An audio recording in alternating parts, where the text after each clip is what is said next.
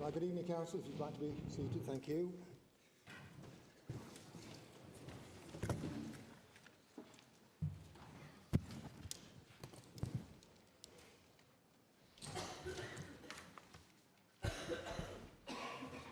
Right, first of all, I would like to welcome everyone here this evening to this meeting of Newcastle City Council. Welcome everyone watching both in the public gallery. Pleased to see some people in the public gallery and people who are watching online as well. And before we start the formal business of the meeting, I would just like to, first of all, ensure that everybody can hear all right. We've had problems with the acoustics, but I think we're okay now. Just from a personal perspective, I just want to say that we have got quite a packed agenda. We have some issues on the agenda that maybe are a little bit emotive. So can I just remind people to help me as best you can to get through this agenda? And also, when we're speaking on the various subjects, can we remember to treat colleagues with respect? So we can be quite emotional about things, but treat colleagues with respect in the way that we do speak on the various motions. Can I also mention about Go Vote? Because some people, hopefully you are logged into Go Vote, but if you can't use Go Vote, then it's important, I think, in the present climate, that we ensure that we get the votes collected properly.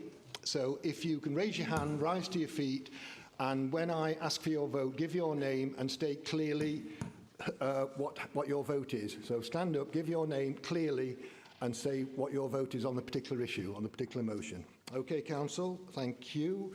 So if we move on to the first item on the agenda, which is any apologies for absence. John, do we have apologies? Thank you, Lord Mayor. We've had apologies from Councillors Lovett, Glowston, Adam Mitchell, Stokell Walker and Margaret Wood. Any other apologies for absence that haven't been recorded there? Councillor Ashby. Any others? Councillor Adam Mitchell, was that, yes? And sorry, I couldn't hear that one. Okay, maybe I should have said go to the microphones to speak, but anyway, but thanks for that, Councillor Powers. Do we have all those? Yep, okay.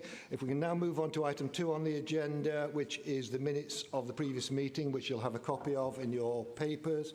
Does Council agree the minutes of the previous meeting, which was held on the 6th of November? Agreed. Item 3 on the agenda is official announcements, of which I have 3 to make.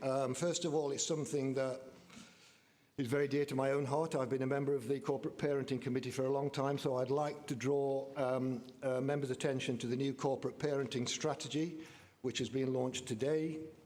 This document is based on the voices of children and young people with whom we work.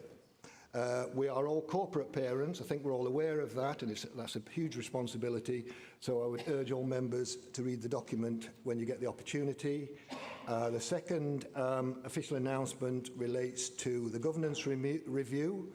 I would like to remind members about the governance review work, which is currently ongoing, and encourage you all to respond to the survey, which has been sent out by email. So I think you'll receive copies of that, and any feedback is very important in terms of that review. And finally, many of you will be aware of the government's consultation on remote attendance at meetings and the potential for proxy voting. The consultation closes on the 18th of December, so it's about 2 weeks away, and I'm encouraging everyone, if possible, to respond on that important issue. We now move on to item 4 on the agenda. Does Council agree to receive the correspondence? Yes, Council agree? I don't know how many items of correspondence, but anyway, we'll read those. We have no petitions for the meeting tonight, so we'll move on to item 6, which is public questions, and I have 2 requests for public questions. First of all, from Roberta Davidson. Yes, Roberta. So if you'd like to address Council, you have 5 minutes to address Council with your question, and I think I have Councillor Mains to respond. Is that correct? Okay then. Well, okay, Roberta, if you'd like to address Council with your question. Thank you for taking my questions tonight. Just a little about myself at first. I've lived in Baker on the Baker estate since 1979, and I've bought my own home.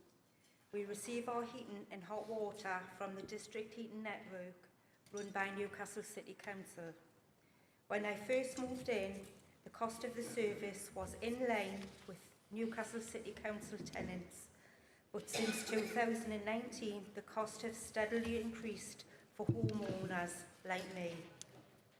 In 2024, when the energy discount scheme ended, homeowners faced bills that were practically doubled from 2019.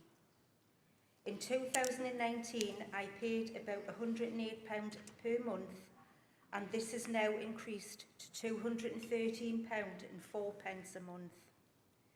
I pay this every month, winter, spring, summer and autumn. The amount is paid every month regardless of how much we use. As a pensioner, I have also lost the winter fuel allowance because of the new Labour government. We are aware there is welfare support for others, however, many of us aren't entitled to this support. I'm aware that next year there may be support for homes that are APC rated Band D and below, but this would cost us as homeowners to get this assessed. Would Newcastle City Council pay for this to be completed to see if we are eligible for the support?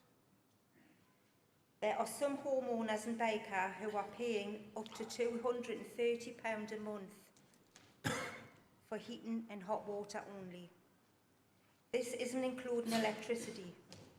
This is in comparison to most people in the UK with conventional heating systems who pay £150 a month on average, everything included. As none of the tenants in Baker have heating meters, how is the district heating charge calculated fairly for each house? In the next financial year, can you assure the homeowners on the district heating network that there will be no further price increases? This has already hit hard, pushing many of us into fuel poverty. And if further increases arise, homeowners will have to start selling their homes, and what will that mean for Baker? The energy bills are too high for me and many other residents who are homeowners in Baker. It is surely unfair that in an area of the city with higher than average levels of poverty, we have residents like me who are paying 40% more than the average bill payer for a similar size house. As homeowners of the Baker estate, we feel we are being penalised for owning our own properties. It is important that the council now sets out how it can act to protect us from these spiralling costs and to get these bills down. What is your answer to this? Thank you. Thank you, Rebecca. Councillor Mains. Yes, thank you, Lord Mayor, and thank you, Roberta, for your question. Yes, as we know, the Baker district heating system has been in place since the Baker estate was built, and that there are two types of customers, as you say, paying bills: those who live in a social housing provider homes, primarily carbon homes, and those properties who are built directly by the council. Although I can't comment on how much residents managed by the social housing provider are charged, because we don't have that information, but I have asked officers to review the bills for the properties which the council bills directly and to analyse the makeup of those costs, how those costs have changed over the years and pinpoint the reasons why. That should hopefully enable me to come back to you with a lot more detailed picture. On the point about support, yes, the Energy Bills Discount Scheme, which the government opened to give heat network customers some relief from rising gas prices, did close in March, and I understand that residents are very concerned about that. It is a national issue, but I do appreciate that we do have localised concerns and that those in particular impact on Baker. The government has committed to a new Warm Homes grant scheme, and that's going to be a local grant scheme delivered by the local authority, and we have submitted an application for that, and we should receive confirmation of a funding allocation early next year when the scheme will be open for applications from April 2005.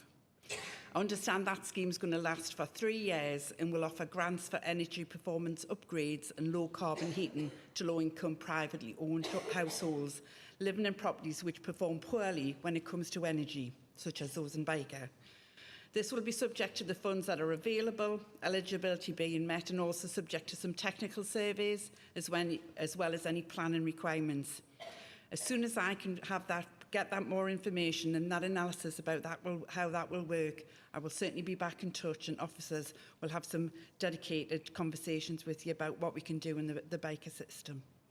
Thank you, Lord Mayor. Thank you very much, Councillor Mains. Roberta, you have 1 minute to respond to the... yes, would you like to come to the microphone?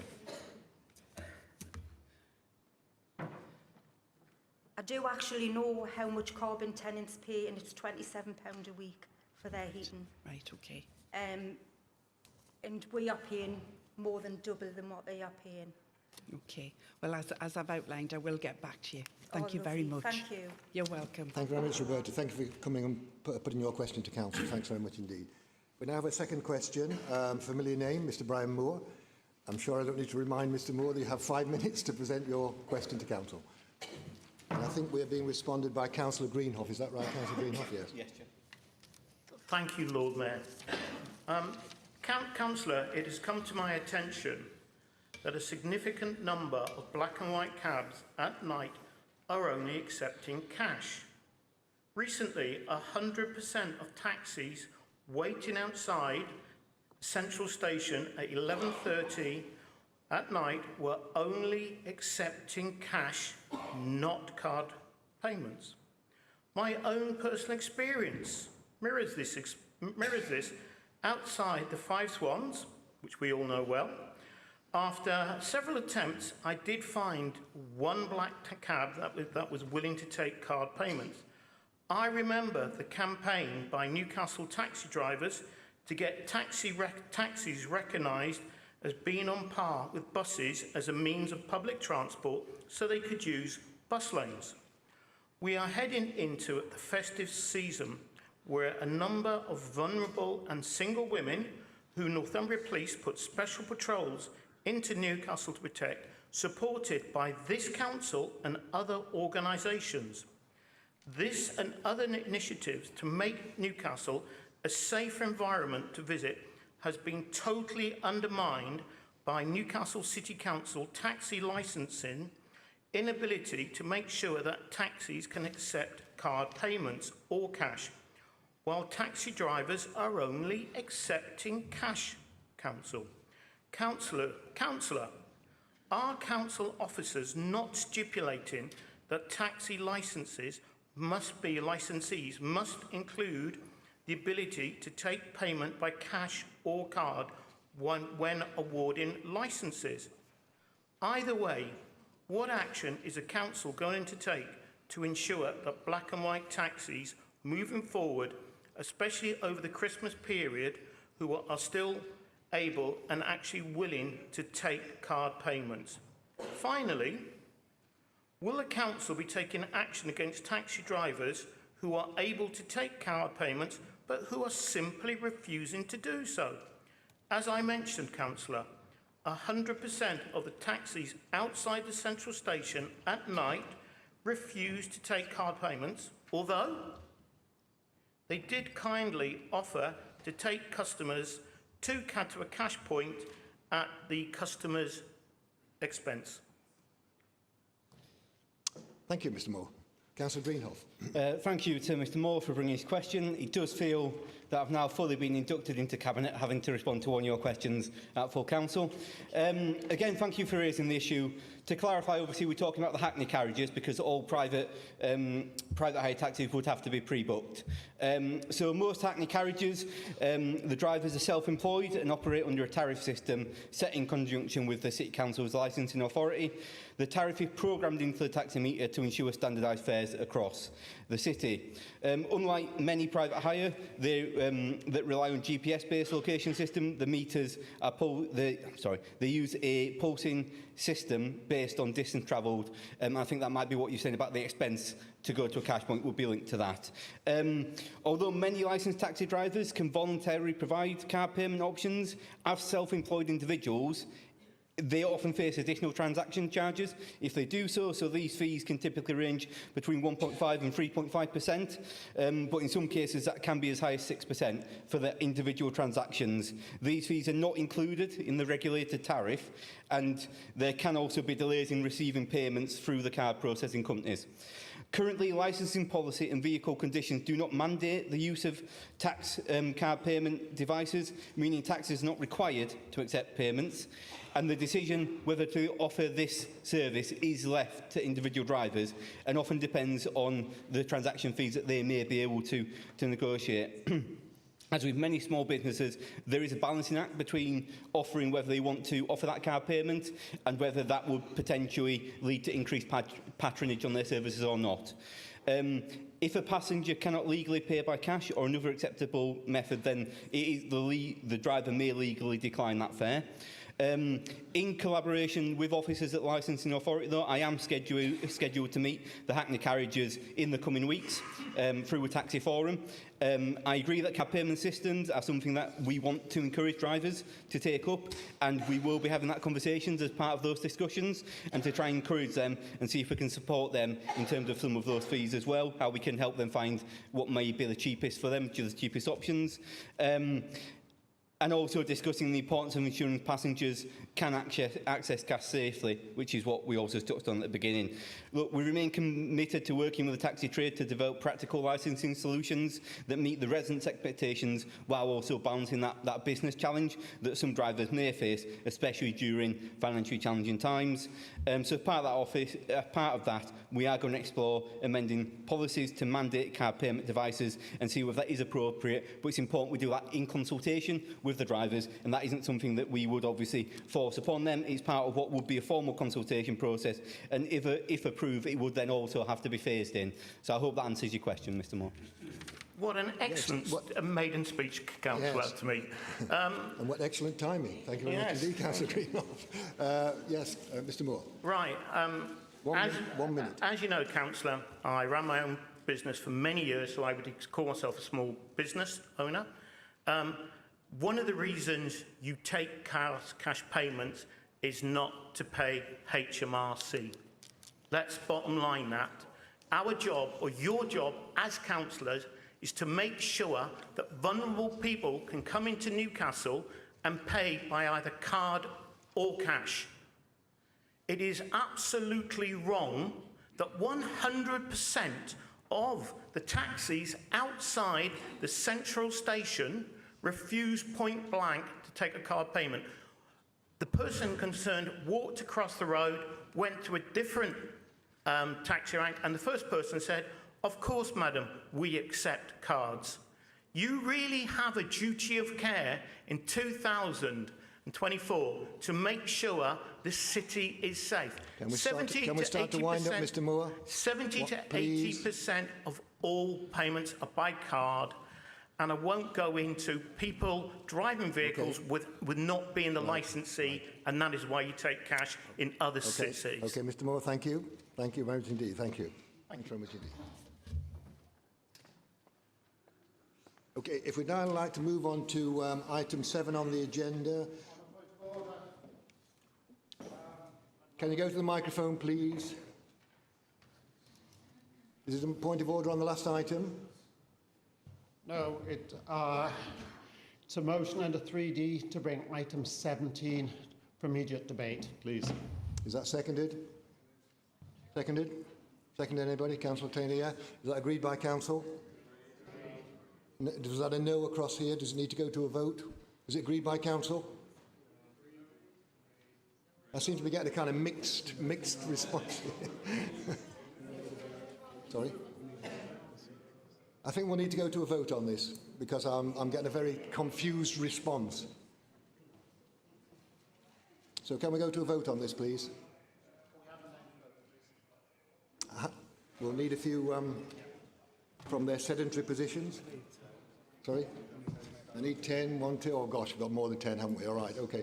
So we're going for a named vote then on the request to bring the motion forward on the agenda, which was number, if you can just remind me, was number, is it 17. Number 17. So we've got the go vote, and we've also got, if you can't go on the go vote, if you just like to indicate with your hand, rise to your feet, give your name clearly and say how you're voting.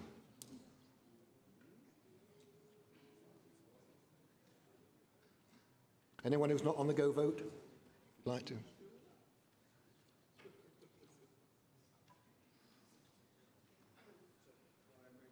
Okay, starting from this side then. Yes. Give your name, please. Councillor Allen, you are voting for the motion. Councillor Allen, okay. Voting for the motion. Councillor Woodard voting for the motion. We'll go across here. Councillor. Give your name, please. Your name, please. Would you mind giving your name? Yes, okay. It's just for the benefit of the Democratic Services staff here, okay? So it's Councillor Powers who's voting no, voting against the motion. Councillor Iramali voting no. The back of the council chamber would just like to. Councillor Mafemba voting no. Councillor Shatwell voting no. Anyone else? Missed anybody? No? No? No? No?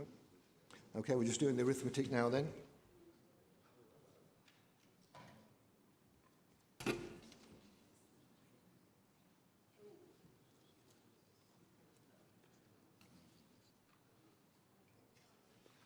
So the vote is 34 votes for the motion, 35 votes against the motion.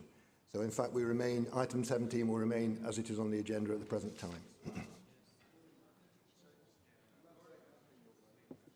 I can't hear you muttering from a sedentary position, Councillor Stone. If you'd like to say something. Well, okay, right. So we'll now move on to item 7 on the agenda, which is the transport presentation. And I think we have Kathy, I hope I get the pronunciation right, Massarella? Is that, yes? We have 25 minutes for this item, so if I can call you Kathy, you have 10 minutes for your presentation. We'll then invite questions, and I just ask members of council to try and be concise with your questions, which will give plenty of time to answer afterwards. So over to you then. Thanks very much. Thank you, Lord Mayor, members of the council. Thank you for this invite tonight. My name's Kathy Massarella, and I've been Managing Director at Nexus for just under a year. Prior to that, I was the Major Projects Director, delivering multiple projects, including Metro Flow and 2 depots for the new fleet. I've worked in the planning and delivery of public transport operations and projects for nearly a quarter of a century, and my experience spans several different organisations in various parts of the country. Despite that, I can say I've never experienced the speed and scale of transformation that Nexus is currently undergoing. Nexus is still a train operating company and a passenger transport executive, delivering daily metro, bus and ferry services across Tyne and Wear for our customers, whilst managing the challenges of an extensive asset base.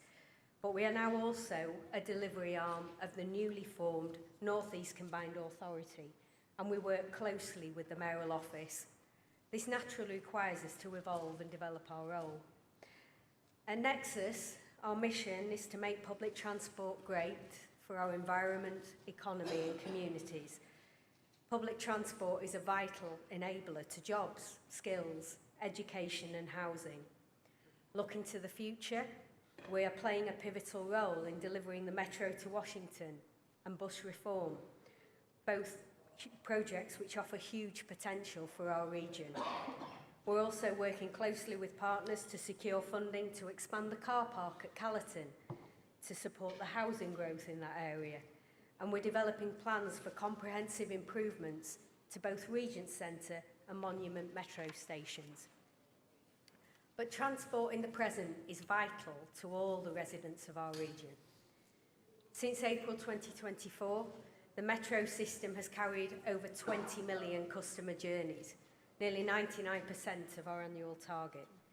Roughly 80% of our journeys were made by adults, including gold card holders, with the remaining 20% made by students and young people. Our forecast for this financial year is 32 million journeys. As I'm sure you'll be aware, we have an existing fleet that is operating well beyond its working life. Despite the endeavours of many here tonight, funding for the fleet renewal was secured later than we hoped. and this delay has meant our 44-year-old trains are significantly affecting performance. With our partners at Stadler, we are focused on being agile and innovative, developing winter preparedness plans and maintenance programmes to keep the old trains going. We focus on delivering a reliable service, running the trains regularly, rather than a punctual one, always to timetable, asking customers to use our range of information sources to plan ahead and sometimes allow a little extra time for their journeys. We are still getting customers to where they need to be, with 9 out of 10 of our trains running as planned, and our performance this year has actually exceeded the previous one. The introduction of a new fleet is the long-term solution, but in the rail industry it's also the most challenging project to deliver, given its scale and many complexities. And this is without the challenges presented by the pandemic, a supply chain crisis, and the various other issues that have affected us over the last 3 years. You may have seen some of the many milestones we have to meet. Our testing kilometres would see us travel the distance of the equator. We must satisfy 90,000 clauses and standards. We have to obtain the approval of multiple external bodies and retrain nearly 50% of our workforce to operate the new trains. There's a lot to do, but we are very, very nearly there and in customer service. We expect it will be some months before the full benefits will be evident, but when they arrive, they will be significant. We are also reviewing our timetable. We are updating and improving our ticketing and information channels, and we will have a product fit for the new generation. Moving on to buses, our secure bus network of 166 services has carried over 5 million journeys since April of this year, and it's been a vital lifeline for many as the commercial network has contracted in recent years.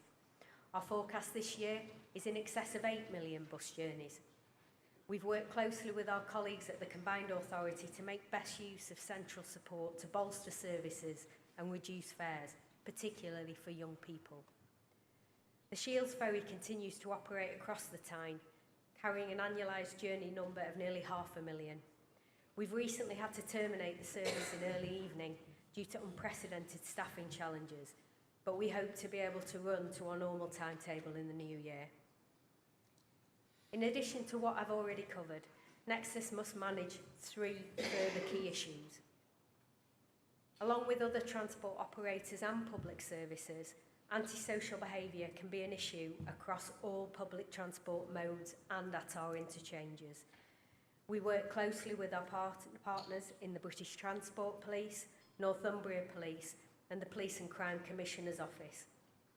And we were reassured to see recently published Northumbrian police data that reports a notable reduction in ASB across transport, including the Metro. A large part of this success has been through our deployment of a dedicated security team and a multi-agency approach. We are supporting the PCC's Project Shield programme, which sees our own security officers tactically deployed at ASB hotspots to directly challenge and address poor behaviours. We will evolve our security provision in the coming months, including improvements in CCTV capability, and we are seeking funding to implement gate lines at more stations to ensure everyone can feel safe on public transport. Secondly, as we deliver the new fleet, and as instructed by central government, we are already preparing a funding bid for a new signalling system for the Metro network. The signalling system, which ensures the safety of the network, will be life expired by 2030, and we must learn the lessons of the fleet and move quickly. Any delay will undermine the benefits of the new fleet if we do not receive the funding to address it. And finally, similar to where many of our local authority partners, our funding position is difficult. The combined challenges of the pandemic, virtual working, energy and cost of living crises have resulted in a structural deficit of nearly £5 million per annum. Whilst we have a plan to maintain services in the short term, this is not sustainable. To address the deficit, in addition to controlling costs and improving our agility and effectiveness, we've developed our first ever growth strategy. International benchmarking demonstrates Nexus has one of the lowest operational costs per train hour of 40 metros across the world. And we want to build on this with a continuous improvement focus and a commercial intent to maximise fair and non-fair revenue whilst increasing patronage. I hope this gives you an overview of where Nexus currently is and the opportunities and challenges we face. Thank you once again for having me today, and I'm happy to take any questions. Thank you, Cathy, for that excellent report on such an important topic. I have 7 councillors wanting to ask questions. Are you happy to take them all? If I ask them all to ask their questions, Yes. take them all together? Yeah. OK then, colleagues, remember brevity is the important thing. So if I can first of all call Councillor Fairley to be followed by Councillor Stone, please. Thank you. Thank you, Lord Mayor, and thanks for a very informative and upbeat, positive report. It must be an exciting time to be working on the Metro, a time of great change. And with now being part of the Greater Necker, I want to know, having new transport responsibilities in Necker and maybe the prospect of new investment, how will Metro integrate with the, not just maybe the buses being taken in-house in a new franchise system, but how will you integrate into heavy rail the prospect of a fully nationalised railway network run by Great British Railways? How will you deal with that? And is there a prospect of new lines, maybe a new resurrection of Project Orpheus? And when can we expect the Metro to be extended to the west of Newcastle? Thank you, Councillor Fairley. Councillor Stone, followed by Councillor Hartley. Thank you, Lord Mayor. Thank you to the Nexus officer for her presentation. I'm going to be a little bit less upbeat, I'm afraid, Lord Mayor.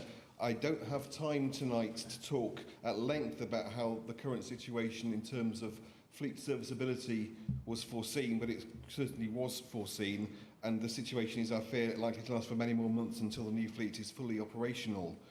I could also make an observation, which I don't expect an officer to respond to, about the inadequacy of the current arrangements for transport scrutiny and governance under the mayoral system. My question, therefore, is about the current situation in terms of the current service performance levels, which are widely acknowledged by the travelling public to not be satisfactory. Is there anything assurances you can give us about what is being done to maintain? I get what is being said about a reliable service rather than maintaining a timetable. But could I ask you specifically to comment on the problems that are arising at the depot, which seems to be happening increasingly frequently? Is there anything you can tell us about what is being done to address those particular issues? OK, thank you, Councillor Stone. Councillor Hartley, followed by Councillor Greenoff. Thank you, Lord Mayor, and thank you for the presentation. Freeman Hospital patients and Jesmond Academy children who live in the East End struggle with infrequent buses.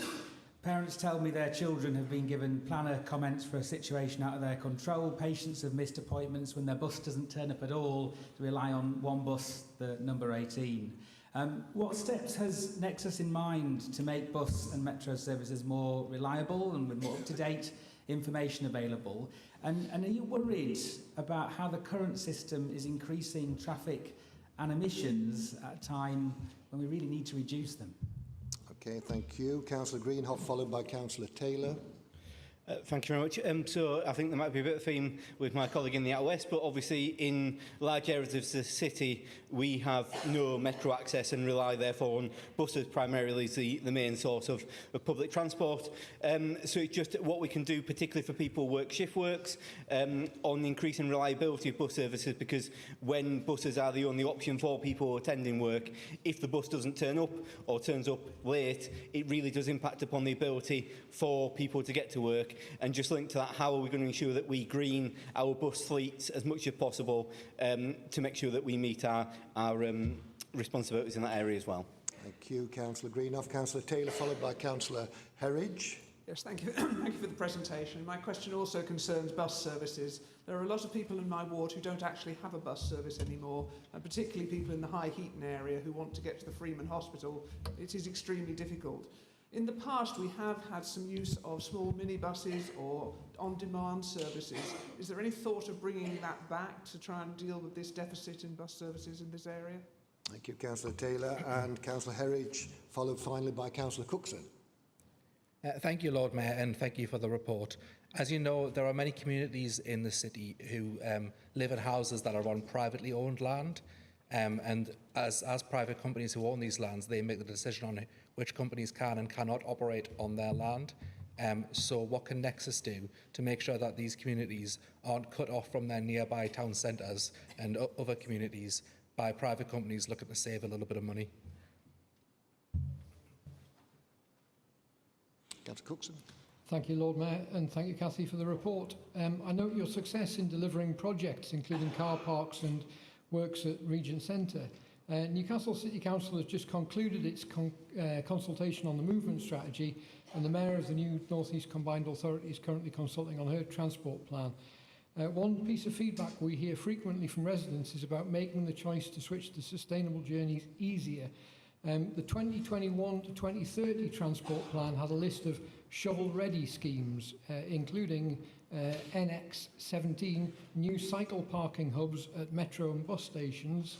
But Nexus is currently removing the existing secure lockers from stations. I was wondering if you could confirm what progress you've made towards delivering NX17, given it was described as shovel-ready some time ago. Thank you, Councillor Cookson. I'm just checked on the time. I see that Councillor Wood indicated possibly wants to ask a brief question, a very brief question. If you'd like to go to a microphone. And then, Cathy, I'll give you a chance to respond to the points raised.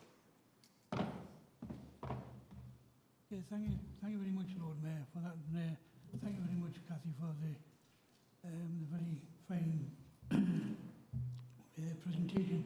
Just a question about how the Nexus and the bus operators have they done an impact assessment on what will happen when the rise in the bus fares from £2 to £3 per journey? Thank you. Thank you, Councillor Wood. Thanks very much indeed. So about 10 minutes, Cathy, if you can just respond to those questions. That's excellent. Yeah, Thank you. No problem. It's actually, before I answer each element separately, this is an interesting time of evolution, because a number of these questions are not entirely for Nexus to respond to or to answer, because some of this work is now work that sits within the combined authority. And it sits there for good reason, because it allows the regional impact to be assessed, and to it not just to consider transport, it to think more broadly about some of the matters such as private land, housing developments, and how we think of transport in an earlier phase of any development, so it is better considered and better served. But I'll try to answer the questions as best I can and make clear to you where those distinctions lie. In terms of the first question about integration of heavy rail, it's a really opportune time. On December the 15th, the Northumberland line enters service. We have worked with our partners at Northumberland County Council and Network Rail to provide the first ever integrated ticketing solution on the main line of the British Railway. If you travel on Northumberland line, you will be able to use and buy a pay-as-you-go metro ticket, and that will allow seamless interchange. That is a first stage of integration between light rail and heavy rail, and it's the first time it's ever been done in the country. We've built that solution, and the solution is scalable. Northern, who we've worked with very closely on this solution, are extremely keen to scale this. Once we've got Northumberland line into operation, once all the stations are open, they are very, very keen to expand this solution across the North East. This is a first stage of integration.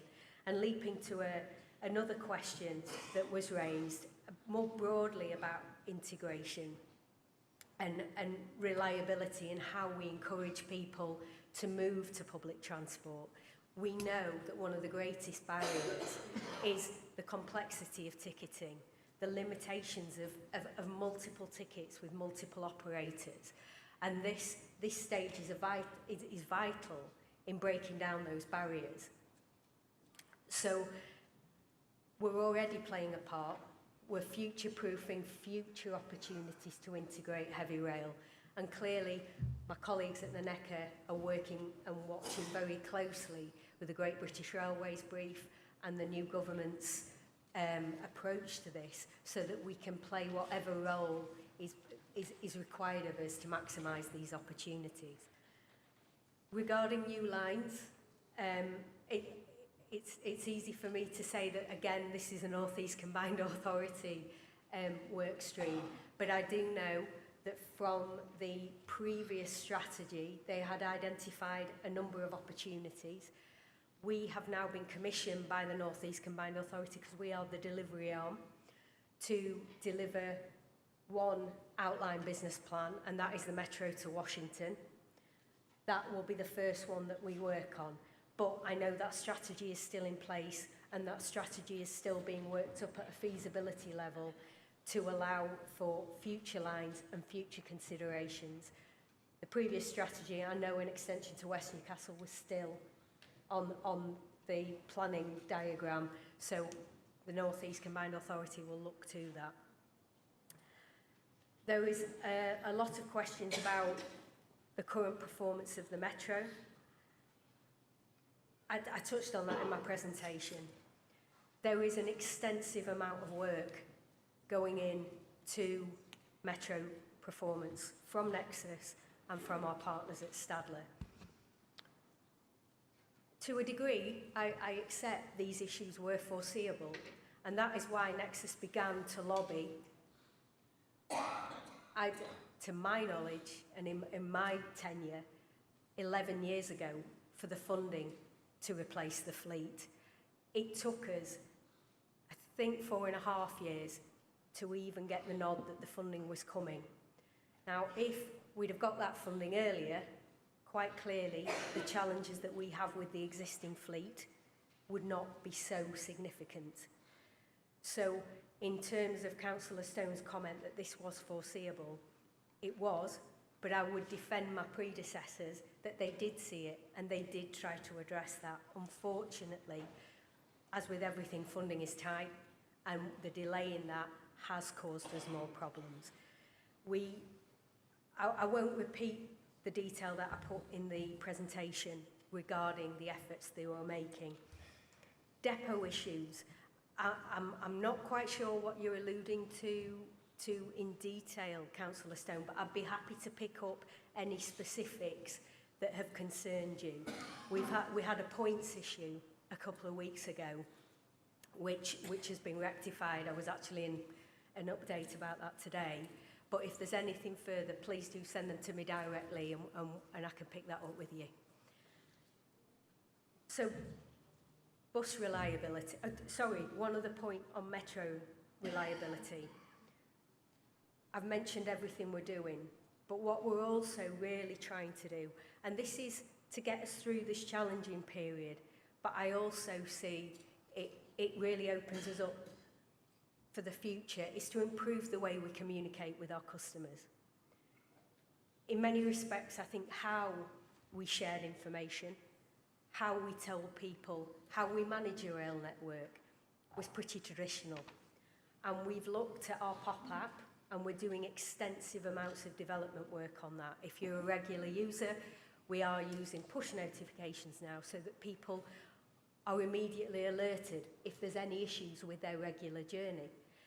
But moving forward, we're going to take it, hopefully in the new year, into a new phase, whereby we will be showing visually where all the trains are, both in regular service and in disruption, so people can make really informed real-time decisions about their journeys.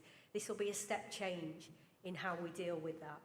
We've also recently shared and published our standards in response to times of disruption on our website, so people can know what to expect of us and know how we respond to this, know when we tell you whether there's a problem and what options we're going to try and put in place so people better understand our response to this. This does not eliminate disruption, and disruption is still unfortunate, and we do everything we can to minimise it. But we really do appreciate that we need to communicate better, and we're investing a lot of time and effort in trying to do that and ensuring our customers get that information. So we're trying to improve the reliability, but we're also trying to improve our communication to the customer so they can plan their journeys better. In terms of bus reliability, clearly bus reliability is most affected by the highways, quite frankly. And I know for my colleagues at the North East Combined Authority, the partnerships with both the bus operators, highways partners and ourselves are really, really essential to improve bus reliability.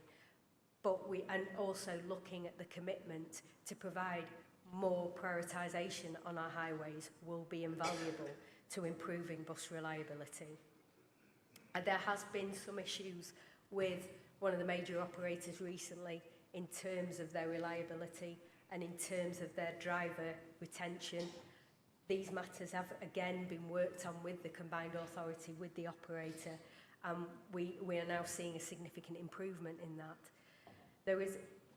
It does sit more in that space, but Nexus also works extremely closely with our contractors in terms of reliability.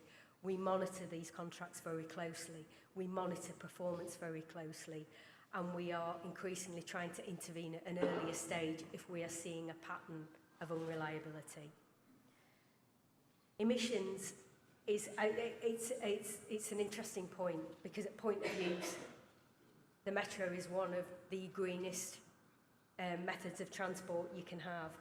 In terms of buses, the North East Combined Authority is coordinating the Zebra bid, which will allow a far improved emission standard of buses to be running in our area. Specific to the bus services in High Heaton, I think was a question that was asked. I'll come back on that detail so that I can look at where we are. But more generally, we are working very closely with the bus operators and with our colleagues at the Combined Authority to ensure that we use the secured service budget as effectively as we can. And this will look at a number of factors. This will look at whether or not there's alternatives, how isolated people are, the services that we get to people. This goes through an awful lot of rigour, but I will take back the specific question about High Heaton and come back with a formal response, because it is a specific area.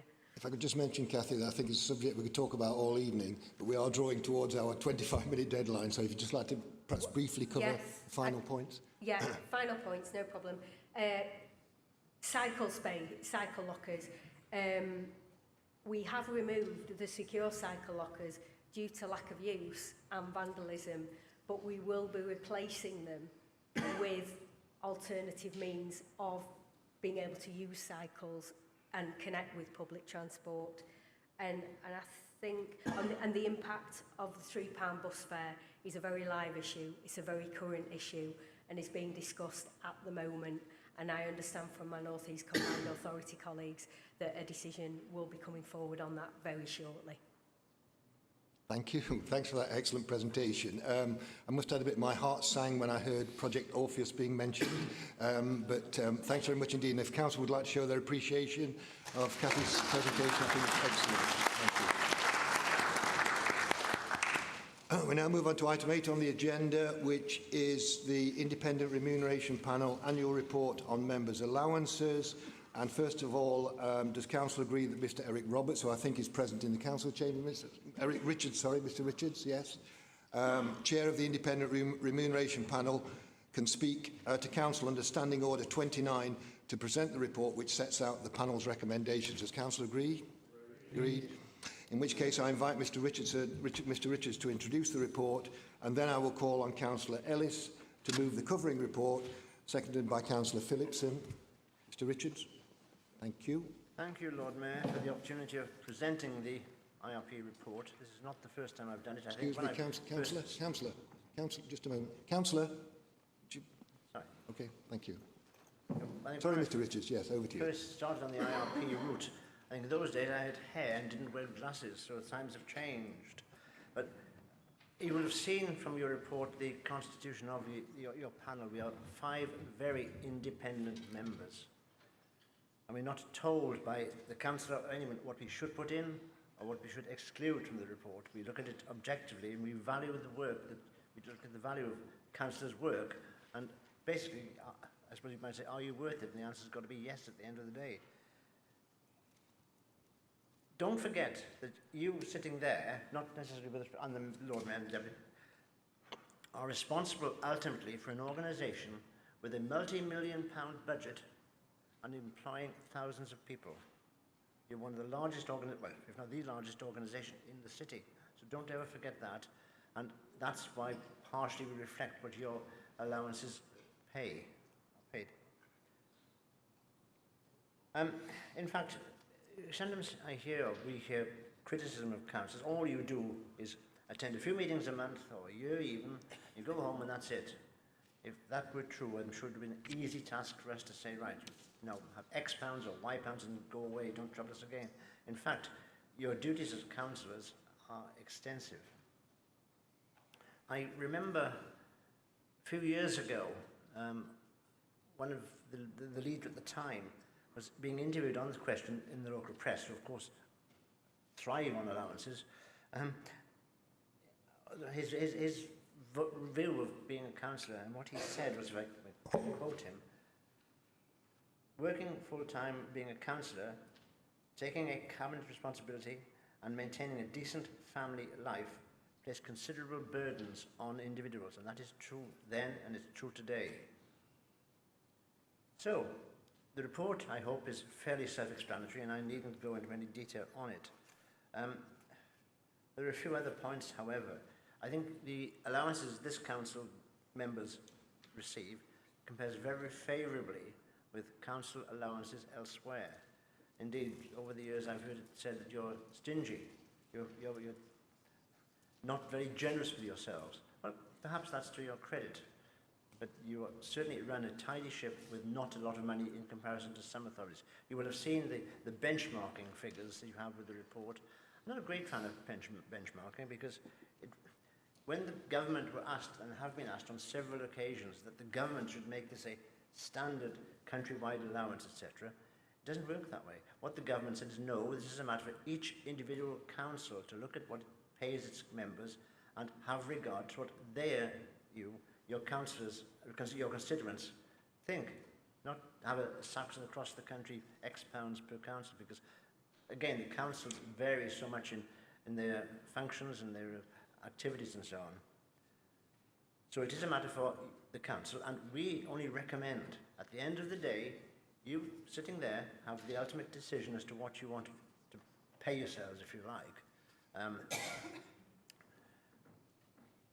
What I've said, you've got to remember you are full-time councillors. Indeed, it was coming through various points in our looking at the matter. The 24/7 council exists. You're all, in some way or another, 24/7 councillors, whether it's taking a phone call at home or as I remember a member telling me he couldn't go to his local pub without dealing with a housing matter or something like that. And even worse, another member said he was sitting in St James and he got collared on another matter at NewcastleCC. Oh, well, there we are. That was the problems facing members. So those problems are running through what you do. You have a very extensive programme, I know, and you've got a lot of support from the officers. I know that too. But it is your decision at the end of the day how this council is managed and what work you actually do. So all I would say, Lord Mayor, if I may, is that the report is there. It's in its pristine entirety, if you like. I've just asked the council to consider it and to come to whatever decision you as members, not us, you as members wish to take. Thank you. Thank you, Mr Bridges. Thank you very much indeed. Over to Councillor Ellis. Thank you, Lord Mayor, and it's great to see you again. I would like to acknowledge all the work that the independent remuneration panels put into producing the recommendation, and to thank you for that. I'd also like to highlight the Labour Group amendment that ensures that any percentage increase in councillors' allowances are not higher than the increase awarded to staff at N1 grade. I just formally move this report. Thank you. I think Councillor Phillipson, I have to formally second the... Yes. Okay, we do, as Councillor Ellis mentioned, we do have an amendment to the report, and I now invite Councillor Hay to move the amendment to be seconded by Councillor Kilgour. Thank you, Lord Mayor. And can I echo Councillor Ellis's thanks to the Independent Remuneration Panel for their thorough and considered work in producing their report. The panel has approached the issue of councillors' allowance with fairness, and I am grateful for that. As members will know, the panel has recommended a 5.77% increase in the basic allowance for 25-26, based on the percentage increase awarded to staff at the N1 grade for 24-25. For 26-27, the panel recommended that the same 5.77% increase be applied again, unless the percentage increase for staff at the N1 grade is higher. The Labour Group's amendment refines this recommendation further, proposing that for the 26-27 year, the percentage increase is the same as staff at N1 grade, regardless of whether it is higher or lower. This approach ensures that councillor allowances remain closely aligned with the broader workforce, reflecting the contribution made by both councillors and council staff to the city, whilst also ensuring that any percentage increase in our councillors' allowance is not higher than the increase given to the lowest paid staff in the council. Thank you to those members who took part in the engagement and spoke with the IPR, and I move the amendment. Councillor Kilgour. I have two further speakers on this item. Councillor Ferguson, followed by Councillor Mark Donnelly.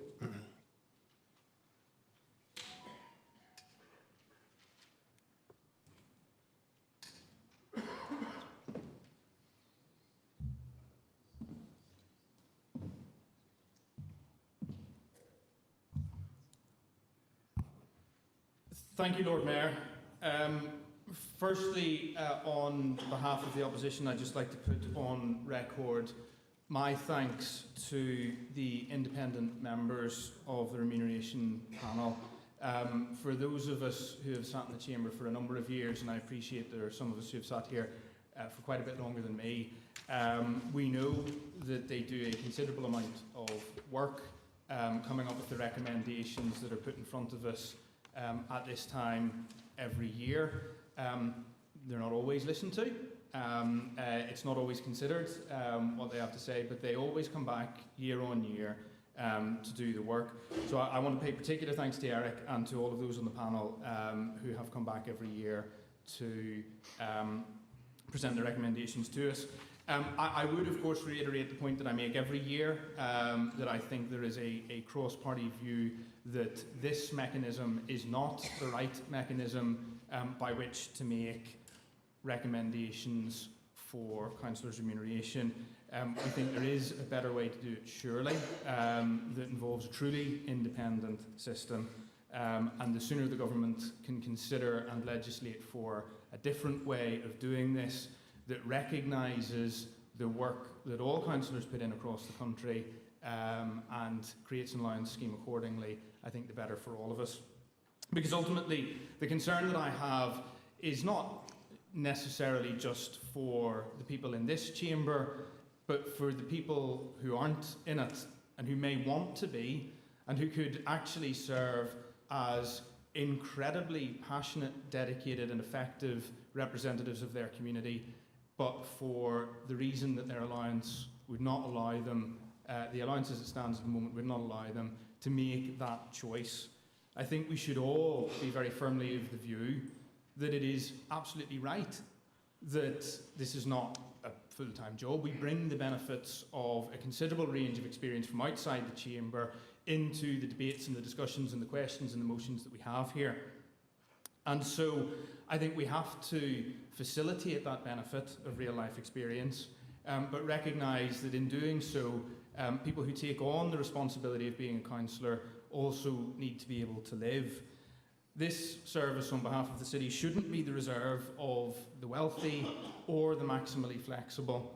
And so I reiterate again my call for the government to look seriously at a proper scheme of remuneration nationwide that takes into account the important work that we all do on behalf of our communities. So we recognise that this is a difficult decision for all of us to have to make about ourselves. We recognise that it is an important thing for us to debate insofar as the system we have at the moment requires us to do so. And so therefore, the thing that is certainly paramount in my mind is ensuring that the members' allowances facilitate the fullest range of experience from members of the public coming into this chamber on behalf of their communities. Thank you, Lord Mayor. Thank you, Councillor Ferguson. Thank you. Councillor Donnelly, I think I have an indication from, was it Mark Mitchell? Councillor Mark Mitchell. So if you'd like to go to the microphone as well. Councillor Donnelly. Yes, thank you, Lord Mayor. I've constantly asked that members' allowances form part of the wider public consultation. Any expense incurred as part of the public purse should be open to public scrutiny. While certain traditions have passed in this chamber, such as the members' bar, council tea, and not forgetting the civic tradition dating back to 1815, where during the council meeting it was customary to pass around the snuff box. Yet here we are today, voting upon our own allowance in 2024. I think residents would think it was more acceptable for us still to be taking snuff than rather awarding ourselves a pay rise. I therefore ask that this forms part of the public consultation in line with the Newcastle budget, which will be agreed and set out by Cabinet. And Lord Mayor, to end, how do I have the right to say this? Well, prior to this meeting, I asked through social media, to which 2,500 residents have looked at this post.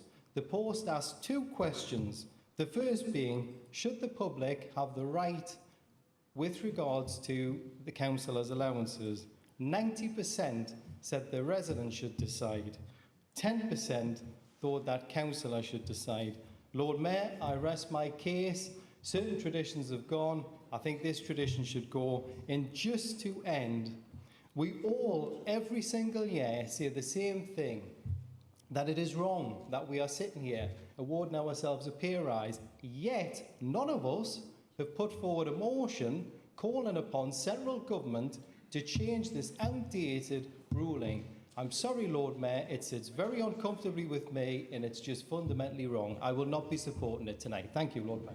Thank you, Councillor Donnelly. Councillor Mitchell.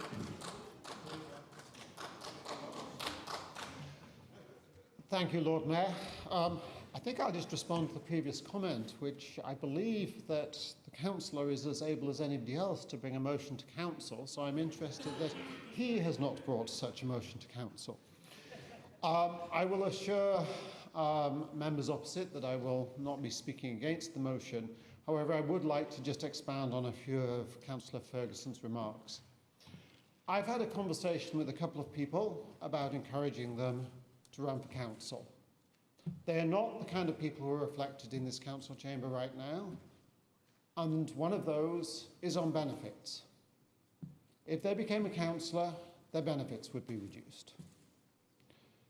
We have other people across this city who we all look at and go, they would serve this city very well, they would increase the diversity in this. But councillor allowances currently neither do one thing or the other. As we've said, this is not meant to be a full-time job replacing a full-time job, but it does limit the ability of many, many people, for whatever reason, to sit in this chamber. And I think I would certainly be very happy, and our group would be very happy to work with the leader and with other councillors to formally approach government and say, this system is not working, it is not delivering, and it is not giving accountability. Because it is ludicrous in this day and age that we are being asked to make decisions about each other's allowances when, bluntly, an objective system set from outside the council would mean that we were not all being seen to be in it for ourselves, and we could equally look at how allowances could truly be used to encourage further diversity in the council. Thank you, Councillor Mitchell. Councillor Ellis, if you'd like to reply. You wish to reply to any of the points raised? No, I'm just happy to move the report. So does Council agree the report as amended? There was a no. Is that seconded?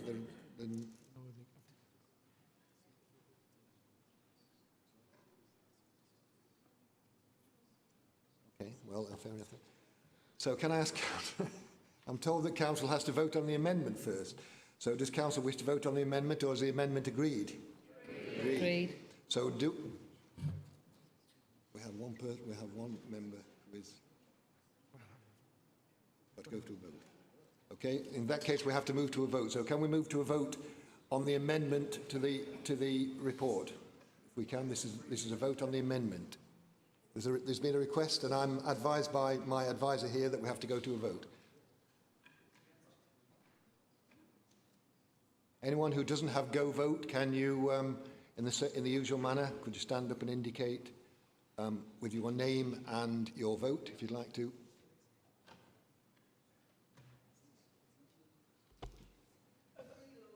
Could you stand, if you wouldn't mind, please? I'm sorry. So, that's Councillor Huddart. Okay, we'll get the go vote first.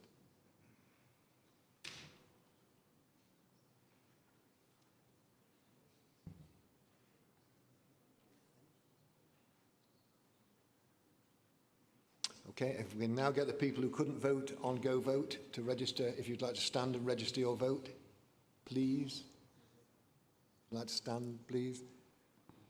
Councillor Huddart. How are you voting, Councillor Huddart?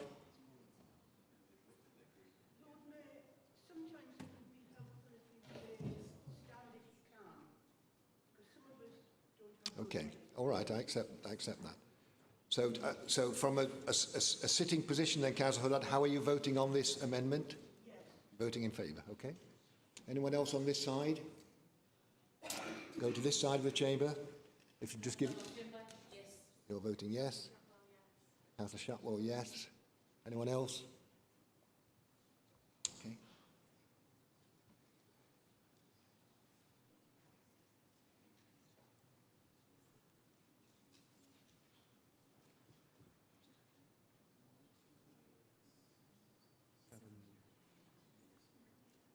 So we have 58 votes supporting the amendment, 7 against and 1 abstention. So the amendment is carried. We're now voting on the report or the motion as amended. So can we have a vote on that as well, please? Or is that agreed by Council? No, apparently. Could we please go to a vote? We are now voting on the report or the motion as amended because the amendment's been agreed.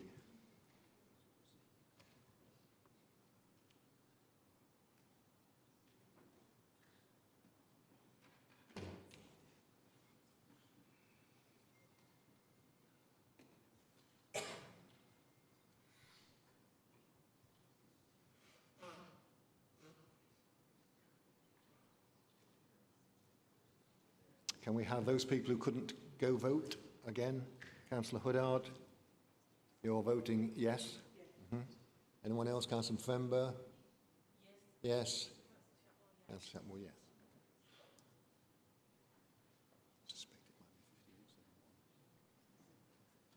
Sorry? So the vote is 54 yes, 11 no, so the motion or the report as amended is agreed by Council. Thank you very much.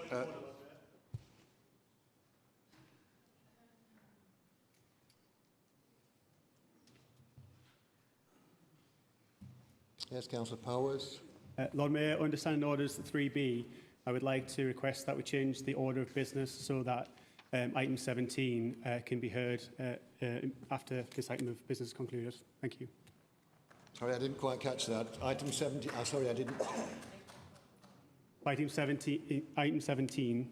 Sorry, let me just double check that is item 17.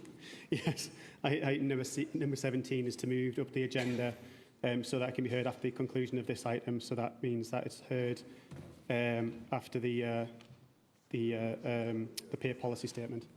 So you want item 17. We seem to have had this. This is a rerun of what we had earlier, isn't it? Yeah. Lord Mayor, just for the avoidance of any doubt why the opposition okay, so might we're now, win this. so we're now, It's so we're simply now because instead of moving it up the agenda as previously, we're moving it up to the agenda to item 10. Is that right? That's correct, Lord 17 Mayor. to 10. Is that seconded? Is that seconded? Is that seconded? Okay. So do we presumably need to go for a vote on that? Is that agreed by council?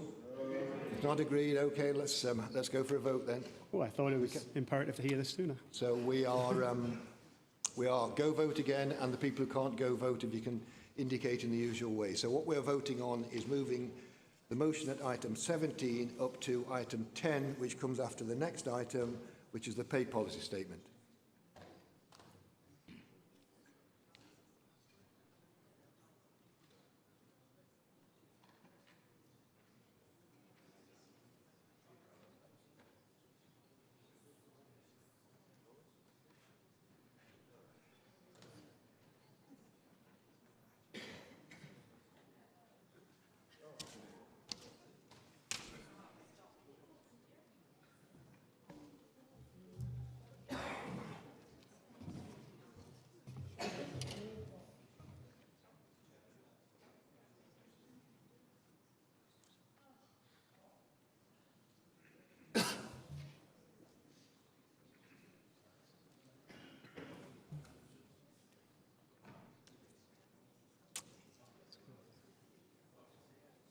Go vote.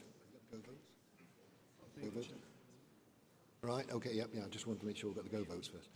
We've got all the go votes. So anyone who hasn't been able to go vote in the usual way, can you either from a sedentary position indicate your vote, or if you can stand, give your name and your vote. Councillor Huddart, I think. Yes. You're voting yes. Anyone else on this side? No. We've got everyone on this side. Okay. At the back. Councillor Shatwell. Yes. Councillor Mafemba. Yes, okay. Everyone voted?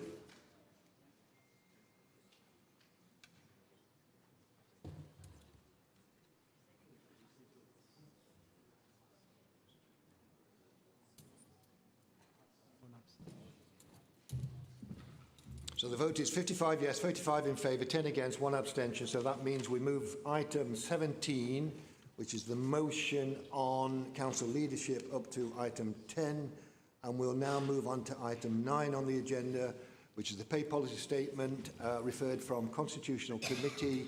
And then once again I call on Councillor Ellis to move the report, seconded by Councillor Phillipson. Thank you, Lord Mayor. I'd like to draw members' attention to the acknowledgement in the report of the Council's continued accreditation with the Living Wage Foundation. That was awarded in November 2022. Also, that the pay policy statement complies with the Equality Act 2010, Specific Duties and Public Authorities Regulations 2017, with regard to the gender pay gap. The Council captures pay data information in compliance with this legislation on or before the 30th of March each year, and are then required to publish the data. In addition, I'd like to highlight the important step that we've taken in measuring the ethnicity pay gap. I formally move this report. Thank you, Councillor Ellis. I have 2 speakers on the pay policy statement. Sorry, well, it's been seconded by Councillor Phillipson. He seconded it. Yes, he did. Councillor Phillipson seconded it. Seconded it a few minutes ago. So I have 2 speakers on this. Councillor Ferguson, to be followed by Councillor Hartley.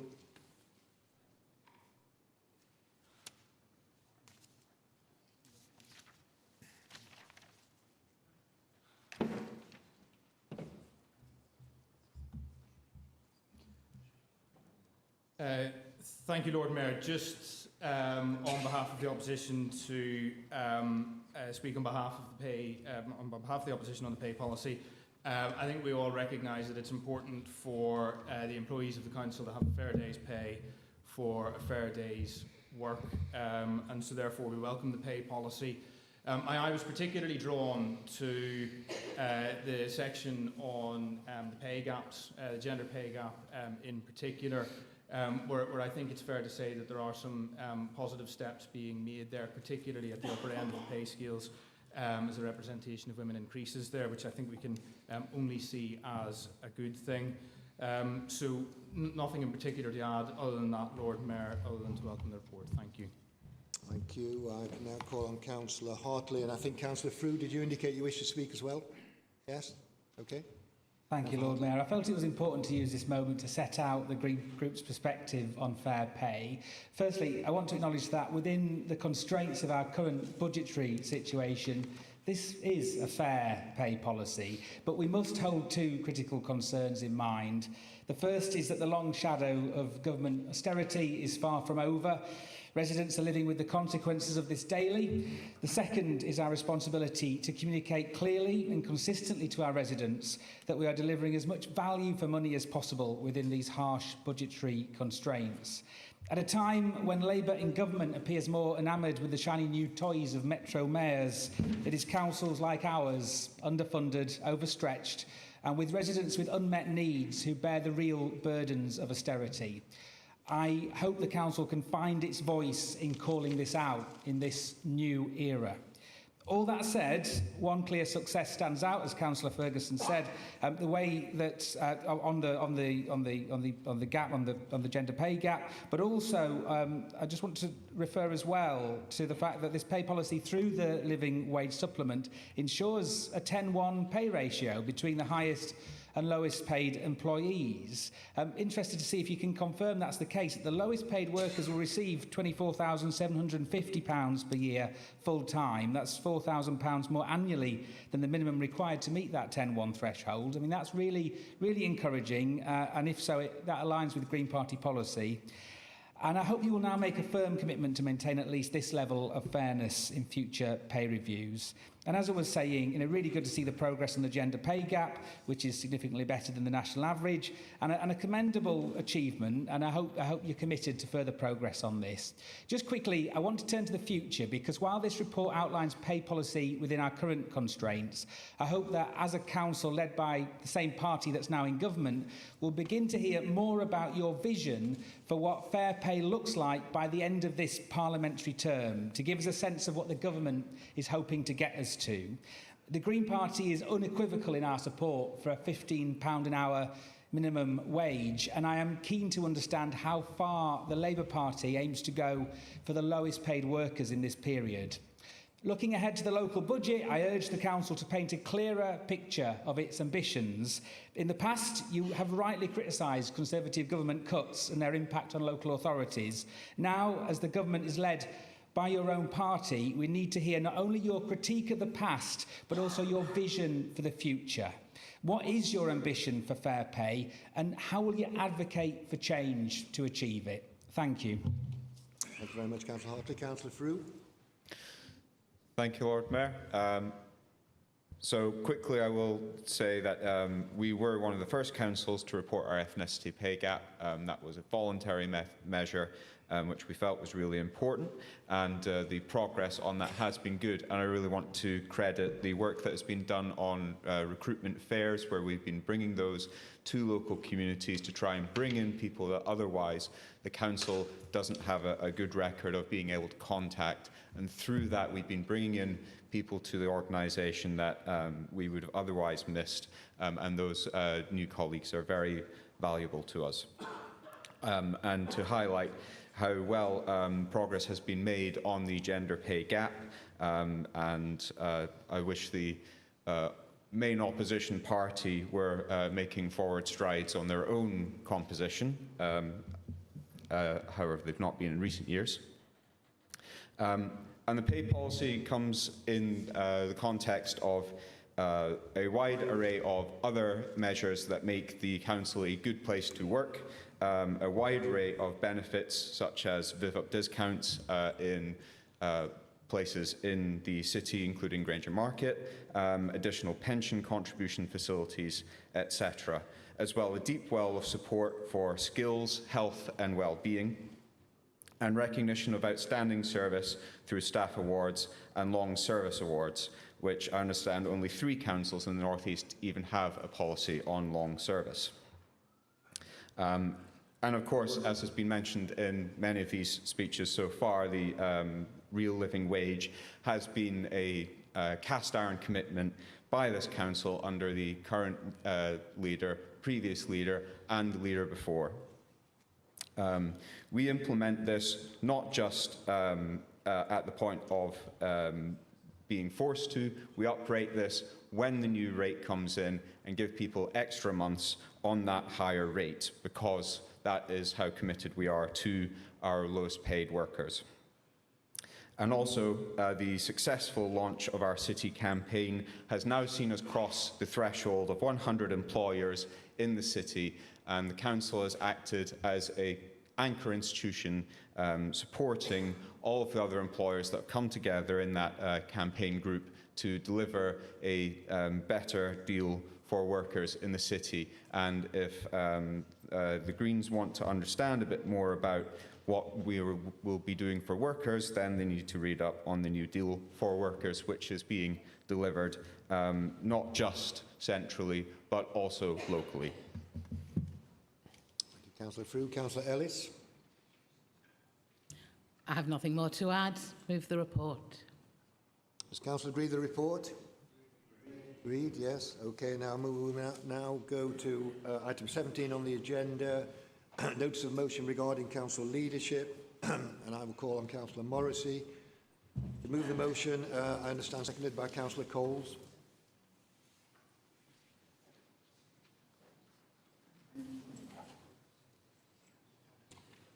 Councillor Morrissey to move the motion. Councillor Morrissey. Okay. I'd like to go to the microphone. And seconded by Councillor Coles.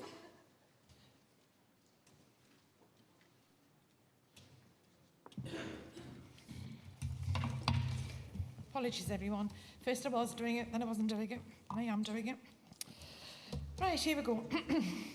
For those in the chamber under any illusion that this is a misogynistic attack on Councillor Kilgour, let me be very clear. Neither I nor anyone else within my party, quote, have a hatred of, contempt for, or prejudice against women as a group or as an individual. End of quote. Indeed, when Councillor Kilgour became the leader of the party opposite, I was pleased to see a woman at the helm and was in complete agreement with the adage, if you want a job done, ask a busy person. If you want a job done well, ask a busy woman. Karen's calm and pleasant approach was a complete contrast to the previous incumbent, who, in my opinion, could be abrasive and arrogant. And it was thought that she might be more successful in herding cats. The residents of Newcastle need a council that is responsive to their needs at a time when the cost of living is forcing more and more working people into poverty. Not disorder, distraction and disorganisation through internal wrangling. Tenants are worried about the effects of taking YHN back into council control around repair times, rent increases. The debacle of Urban Green is going to affect budgets as money has to be found from somewhere. Issues re school places, recycling, roads, pavements, rubbish removal and disappearing bin caddies are what our residents expect the council to be concerned about. External, not internal facing problems. It's also fair to say the residents didn't expect the first Christmas gift from a Labour government in 14 years would be to hit both ends of the age spectrum. To cut the winter fuel allowance to some of the most vulnerable older people in the city and to leave the 2-child cap. Perhaps, if the Labour group wasn't fighting amongst themselves, they could keep their eye on the ball. We need local government to stand up for local people, even when the national government doesn't. In a few short weeks, Labour in the city has gone from confusion to chaos. We've had rebellion, disloyalty and defection. Or is that decamping? Can you defect to yourself as an independent? So now we find ourselves in a position of no overall control, and Councillor Kilgour does not have a clear mandate to run as leader of the council.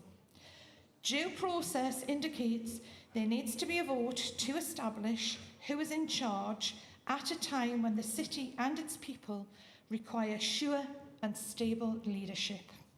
I urge you to support my motion. Thank you. Thank you very much. Councillor Coles. Thank you, Lord Mayor. As one of the newest members of this council, it's not taken me particularly long to recognise the severe challenges that it faces. It doesn't take a councillor with years of experience to notice that this council is not really delivering for the people of Newcastle. The recent mass defections and resignations that have left us in a position of no overall control are a stark reflection of a system in disarray. Leadership is critical to the success of any organisation, especially in times of uncertainty. And unfortunately, I've got to conclude that the current leadership has failed to meet the standards required. Article 7 of the Constitution outlines the responsibilities of the leader and the Cabinet, including providing strategic direction and ensuring effective governance. Yet, in practice, and in my few short months here, I've witnessed a breakdown in trust, direction and delivery. The people of Newcastle deserve better. They ultimately rely on us to provide essential services, implement sustainable policies, and create a city that fosters opportunity and inclusivity. Instead, what I see and what I think most of us see is growing dissatisfaction, a lack of cohesion, and insufficient progress on pressing issues such as planning, transport, and the environment. These failings can't be ignored, and the responsibility ultimately lies with the governing party. I was largely elected on the basis that people feel that the council does not listen to them. This motion isn't made lightly. This is not about personal grievances. It's about accountability and the need for change. We need leadership that can restore confidence, unite the council, not play petty politics, and refocus our efforts on delivering for Newcastle. I urge you all to consider what is best for the people we all represent and to support the motion. Thank you.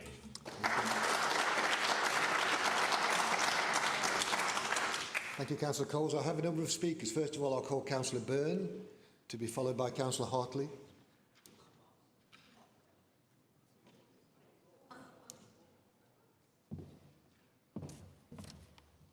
Thank you, Lord Mayor. We live in hard times. Austerity, a cruel and stupid policy, has ripped our society apart and privatised monopoly utilities profiteer at the expense of ordinary people. This council has lost hundreds of millions in funding while the demand for our support services has increased. While there are no easy answers to our problems, residents need to be confident that we are doing our best with what we have and that we are focused on them and their needs.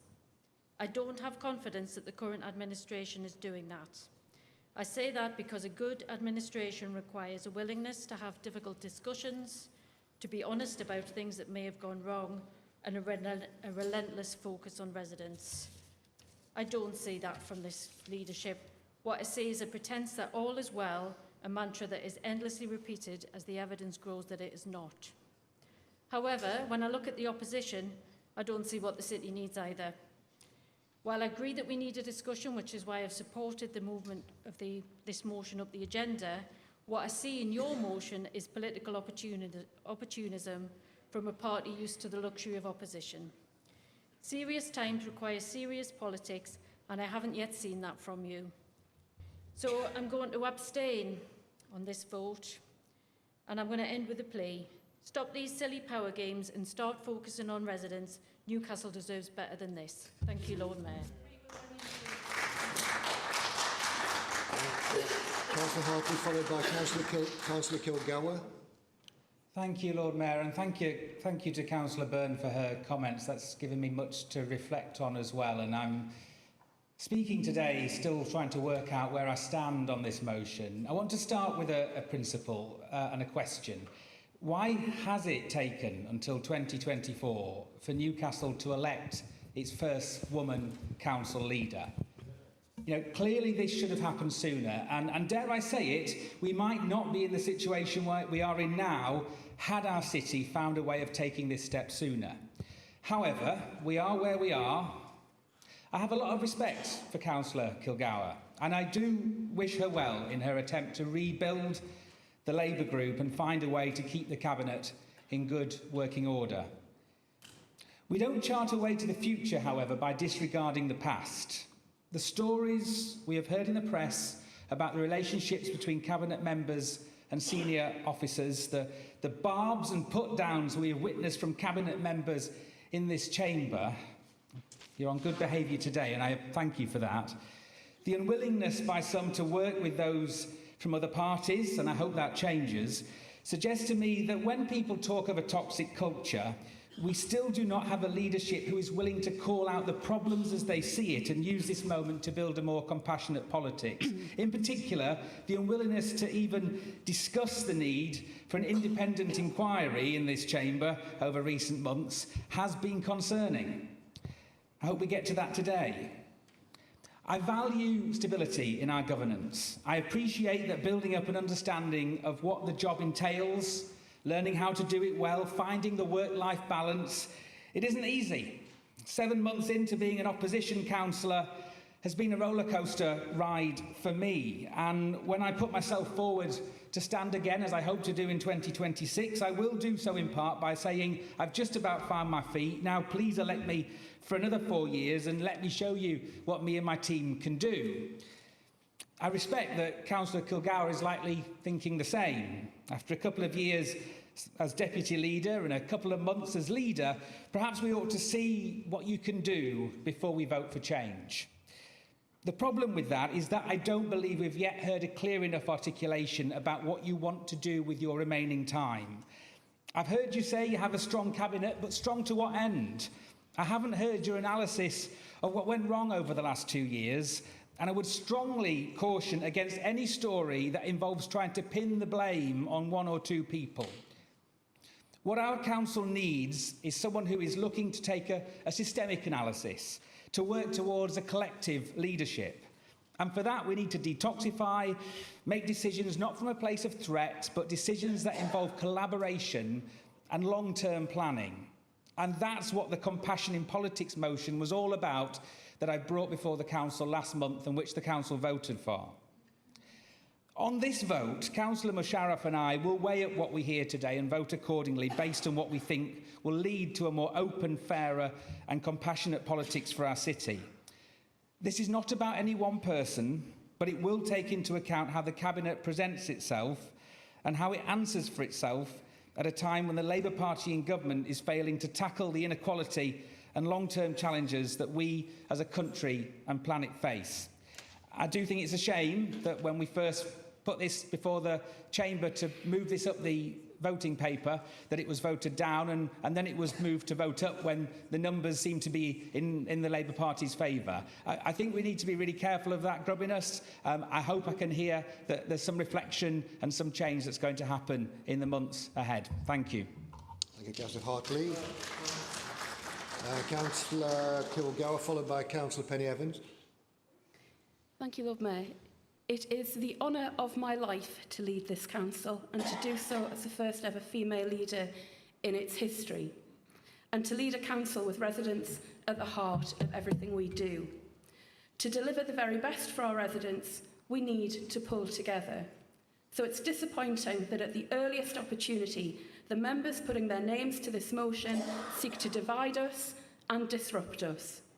As a new leader, I have been given a mandate to ensure that this council delivers for our residents and remains financially secure and resilient. As tonight's reports clearly demonstrate, we are doing just that, all whilst delivering essential and ambitious services that improve lives for people in Newcastle. This motion ignores that mandate and seeks to halt the huge amount of work that I and my Cabinet are undertaking, regardless of the impact on our residents.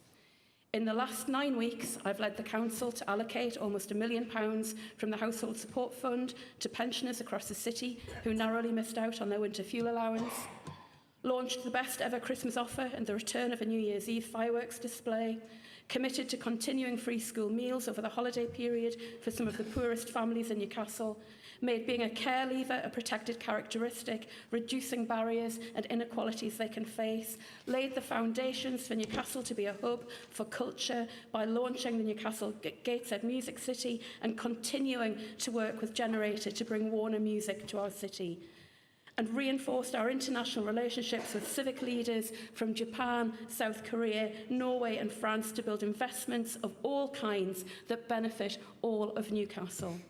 Most importantly, we dealt with a major incident in Benwell, an explosion which literally tore a community apart, and I want to again commend our staff and emergency services partners for their compassion and professionalism in responding to it.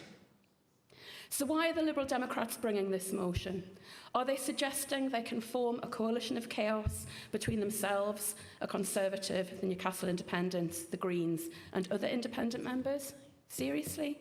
And that they could hold those competing demands together long enough to deliver a balanced budget and make all the other difficult decisions that are necessary to running the council?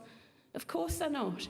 The Liberal Democrats don't want control now. This is about scoring cheap political points with an eye to the elections in 2026. If this passes, Labour will still be the biggest party and we will still form the administration. All this motion does is create instability. The very instability Councillor Ferguson was telling us last month he was so concerned about. You need to stop this time wasting because we don't exist in a bubble. Our residents are watching. Our staff are watching. Businesses are watching. Potential investors are watching. If opposition members put their glee at point scoring above the needs of our citizens and our city, then all they're proving is that they may be elected members, but they're no leaders of this city, and they're certainly not leaders of this they're certainly not leaders for this council, and they're certainly not leaders of our wonderful city. I would urge council to reject the motion, Lord Mayor.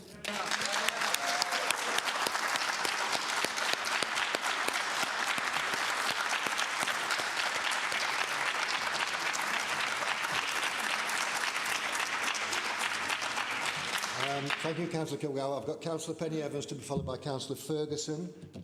Please. Okay. Thank you, Lord Mayor. Oh, gosh, that was great, Karen, and actually quite a lot of what I was going to say at the end.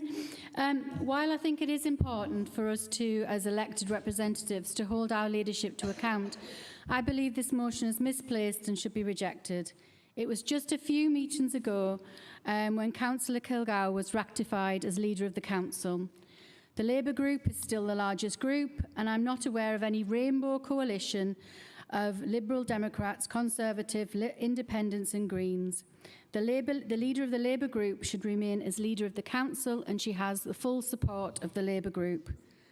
I'm not sure what purpose there is of such a vote.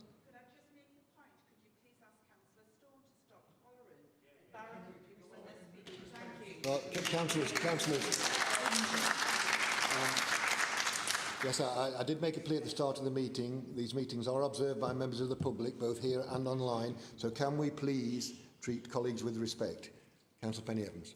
As I said, Councillor Kilgour has the full support of the Labour group. I'm not sure what the purpose of such a vote of this is. It's a critical time of budget setting and consultation on the budget, so leaving a councillor without a leadership at such a time is a ridiculous idea. It sends the wrong message to the public that we are more focused on internal council disputes and political manoeuvring rather than on the issues that truly matter to our residents. I strongly believe that we should reject this motion and support the current leader. Thank you.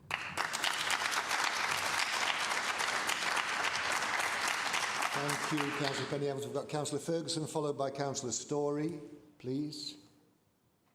Lord Mayor, thank you. It wasn't my intention to speak on this motion this evening, but I did say to myself before the meeting that if the Labour group did anything particularly egregious, I would probably struggle to stop myself. And so I find it that if there is one thing we must remember from the debate this evening on this particular motion, it is that the Labour whip has acknowledged that they can only win the vote at certain points in the meeting, not any point in the meeting. Because why on earth would you stop Standing Order 3D just a moment, start, Councillor Ferguson. but go for it Just a later moment, on? Councillor Ferguson. If you have a point to make, Councillor Powers, could you go to a microphone?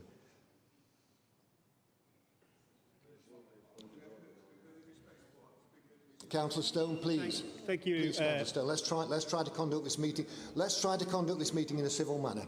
Councillor Powers. Thank you, Lord Mayor. I wish to make a point of clarification. The reason why I took the motion to move this item up the agenda is because I was led to believe it was of vital importance that we discuss it tonight. I also thought it was important that we should deal with our external visitors at the meeting tonight, so we get through the business to allow them to leave the chamber before we have this discussion. Okay, Thank Councillor you. Powers. I think people will. I mean, thanks for the explanation, but I think people will form their own opinions. But Councillor Ferguson, if you'd like to continue. Yeah, my opinion only solidified, Lord Mayor, for what it's worth, by the fact that if it was so important, it wasn't raised in the Whips meeting yesterday. Anyway, Councillor Kilgour talks quite rightly, I think, about the importance of a leader having a mandate.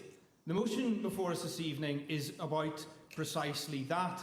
But where I think the group opposite are getting ever so slightly confused is that the mandate is not just from within one political party, but from across the chamber as a whole. And the events of the last 6 weeks have demonstrated quite clearly that for the first time, I think possibly ever, this council is in no overall control. Not that you would believe it from the way the group opposite spoke about matters at the last meeting, not that you would believe it from the way that they have engaged in this particular discussion. I think some people before me, like Councillor Hartley, have quite rightly spoken about a need for a more consensual politics, about trying to bring people along with you rather than beating them down. Is that what we've seen this evening? I'm not entirely sure it is. The Leader and the Cabinet serve at the pleasure of this council chamber, and it is the democratic and right thing to do to test whether the Leader has a mandate here, not just within their group. There has been no reflection on the situation that we find in front of ourselves whatsoever. There has been no recognition that there may indeed be disquiet, dissatisfaction and concerns that have been voiced, it must be said, from both sides in the chamber. And I acknowledge that some people might feel that they don't want to throw their lot in with me. That's fine. The reason I wasn't going to speak is because this isn't about me. It's about the person who has put themselves forward as leader and the group that no longer has a majority. So if we want to talk about instability, if we want to talk about the concerns that people have about restoring confidence and trust and faith in this council, it isn't us over here you need to be looking at. It isn't all of us on this side of the chamber that you need to be directing those comments to. It's yourselves. Thank you, Councillor Ferguson. Councillor Story, followed by Councillor David Wood at the back. If you'd like to go to a microphone as well.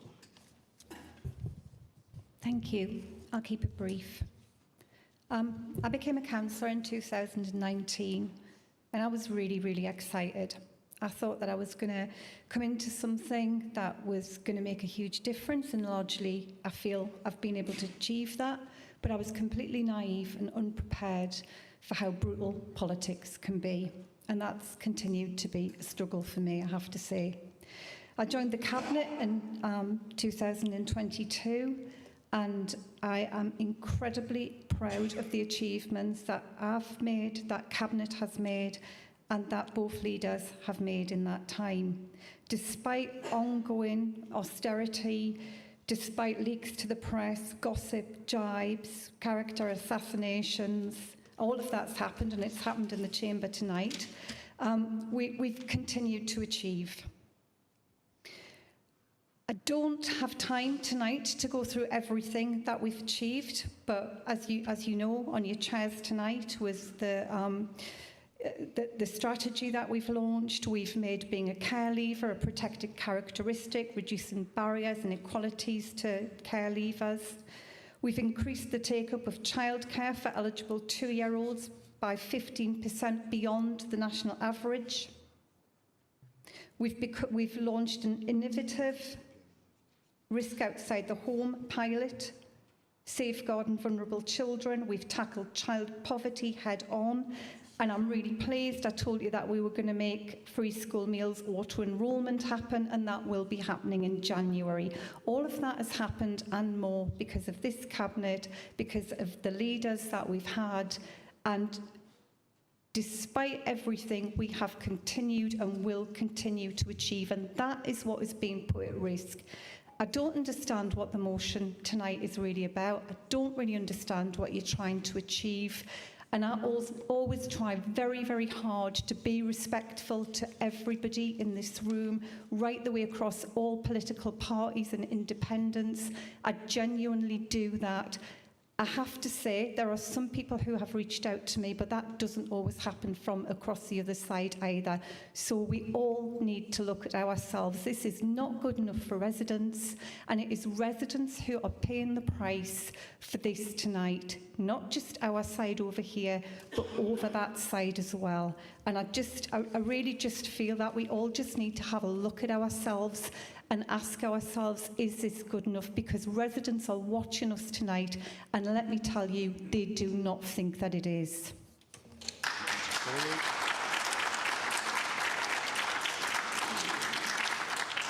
have Councillor Wood, followed by Councillor Mains. If Councillor Mains would like to. Thank you, Lord Mayor. I have been referred to, not by name, but as part of a collective of councillors who resigned. Can I just explain what happened? Just to clear up any misunderstanding. There have been stories about this, that and the other. And the fact of the matter is, I resigned from the Labour Party before resigning as a councillor, because there was no other option than to becoming independent, because the Labour Party would have sacked me from that party, as I've done with so many of my friends over the past few years. I resigned as a member of the party because of the decisions that the Labour Party made when they first came into power, and nobody will tell me that the withdrawing of the winter heating allowance was not thought through before the election. They must have known we're going to do this. The bus fares, this increase is just beyond belief. It's a £10 a week tax on people working 5 days a week. Now, as I say, I resigned from the Labour Party first, and then had no other option than to resign from the Labour group and become an independent. So if I just say once again, those are the facts, Lord Mayor. Not the fact of playing games or whatever. I've been sitting in this council for just short of 36 years, and I was disgusted to call myself a Labour Party member and listening to what they've been saying. Lord Mayor, it still upsets me now. I did not join the Labour Party to become a councillor, as a lot of people in this chamber have done, and I would like to say I would thank people for the support that they've given me over the years, and understand why I resigned to become an independent councillor. Thank you, Lord Mayor. Councillor Wood, thank you. Councillor Mains, followed finally by Councillor Irimali. Thank you, Lord Mayor.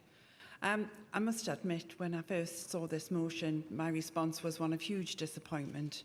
Merely months ago, the history was made in the City Council when the election of the first female leader of Newcastle Council was had. And now we are here with a motion to unseat her and make out that the leadership of the council is in chaos and disarray. It is simply not true. This administration is being led well, and it's working hard for our residents. The transfer of YHN was mentioned before. That's been smooth and very professionally done. We've a programme of going out and listening to our residents, listening to their views and listening to their issues. We're delivering on building new, affordable housing, reducing void properties for residents, tackling repairs and maintenance, damp and mould. Refurbishing and investing in tower blocks, making them greener and warmer spaces.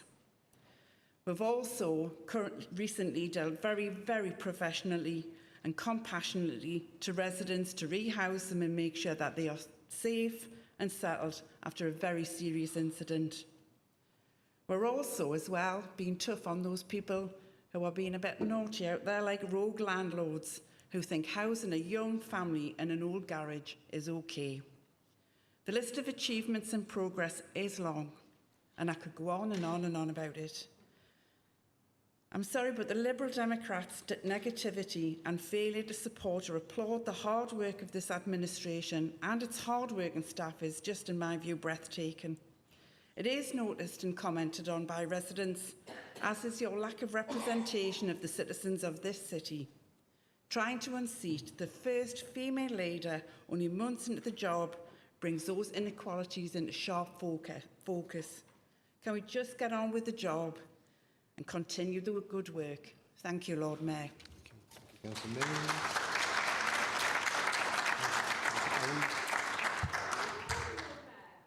Go to the microphone. Could you go to the microphone?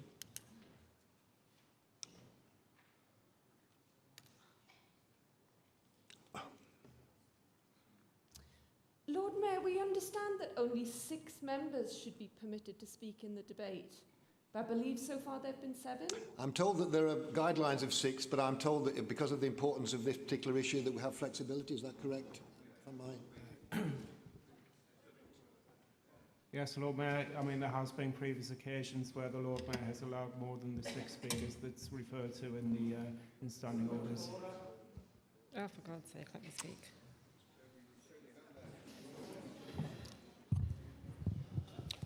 With respect, Lord Mayor, if you were going to choose to allow additional speakers, surely it would have been only fair to other councillors in this chamber that you indicated that at the beginning of the debate rather than seeking apparently to sneak it through. No, Councillor Stone, please. We don't need those comments from your opposition. Councillor Stone, we do not need your comments. I do not need your comments, okay? Can I just say to Council that I get a list of speakers before the meeting, but I've allowed flexibility this evening by allowing people from the opposition side who've raised their hands to actually speak, to actually go and speak. So I've actually exercised flexibility on both sides of the chamber. The speakers from this side of the chamber had indicated prior to the meeting in my list that they wish to speak. Okay, I sought advice from my legal advisor, and I was told that Councillor Stone, I should be asking you to leave the council chamber soon. Councillor Stone. No, Councillor Stone. Councillor Stone. Councillor Stone, I'm just explaining my position. I point to clarification, Lord Mayor, because you've directed remarks at me. I would like to know whether you advised that, was advice at the Whips meeting before onto the Whips. Was that the case, Lord Mayor? Sorry, I didn't understand a word that you said there, actually. If you'd just like to go back to the microphone and say, and if you'd just like to articulate it more slowly... I will repeat myself, Lord Mayor. No, Councillor Stone, please.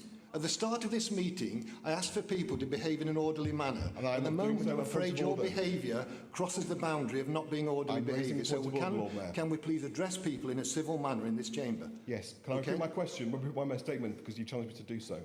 Yes. I'm asking you, Lord Mayor, given what you've just told us, was that information relayed at the Whips meeting to the Whips before the meeting? Well, I think you'll understand that I don't speak to the Whips prior to the meeting. I actually rely on information that's given to me. Perhaps I can defer to my legal advisor here. I am presented with a list of... Sorry, just one moment. Just one moment, please. Just one moment. I am presented with a list of speakers, but I can exercise flexibility if I think the item on the agenda warrants that. And tonight I've exercised flexibility by calling people to speak who weren't on my prior list. But in terms of the procedures, perhaps I can again call on my legal advisor. Lord Mayor, I don't think I've got much to add to what you've already said.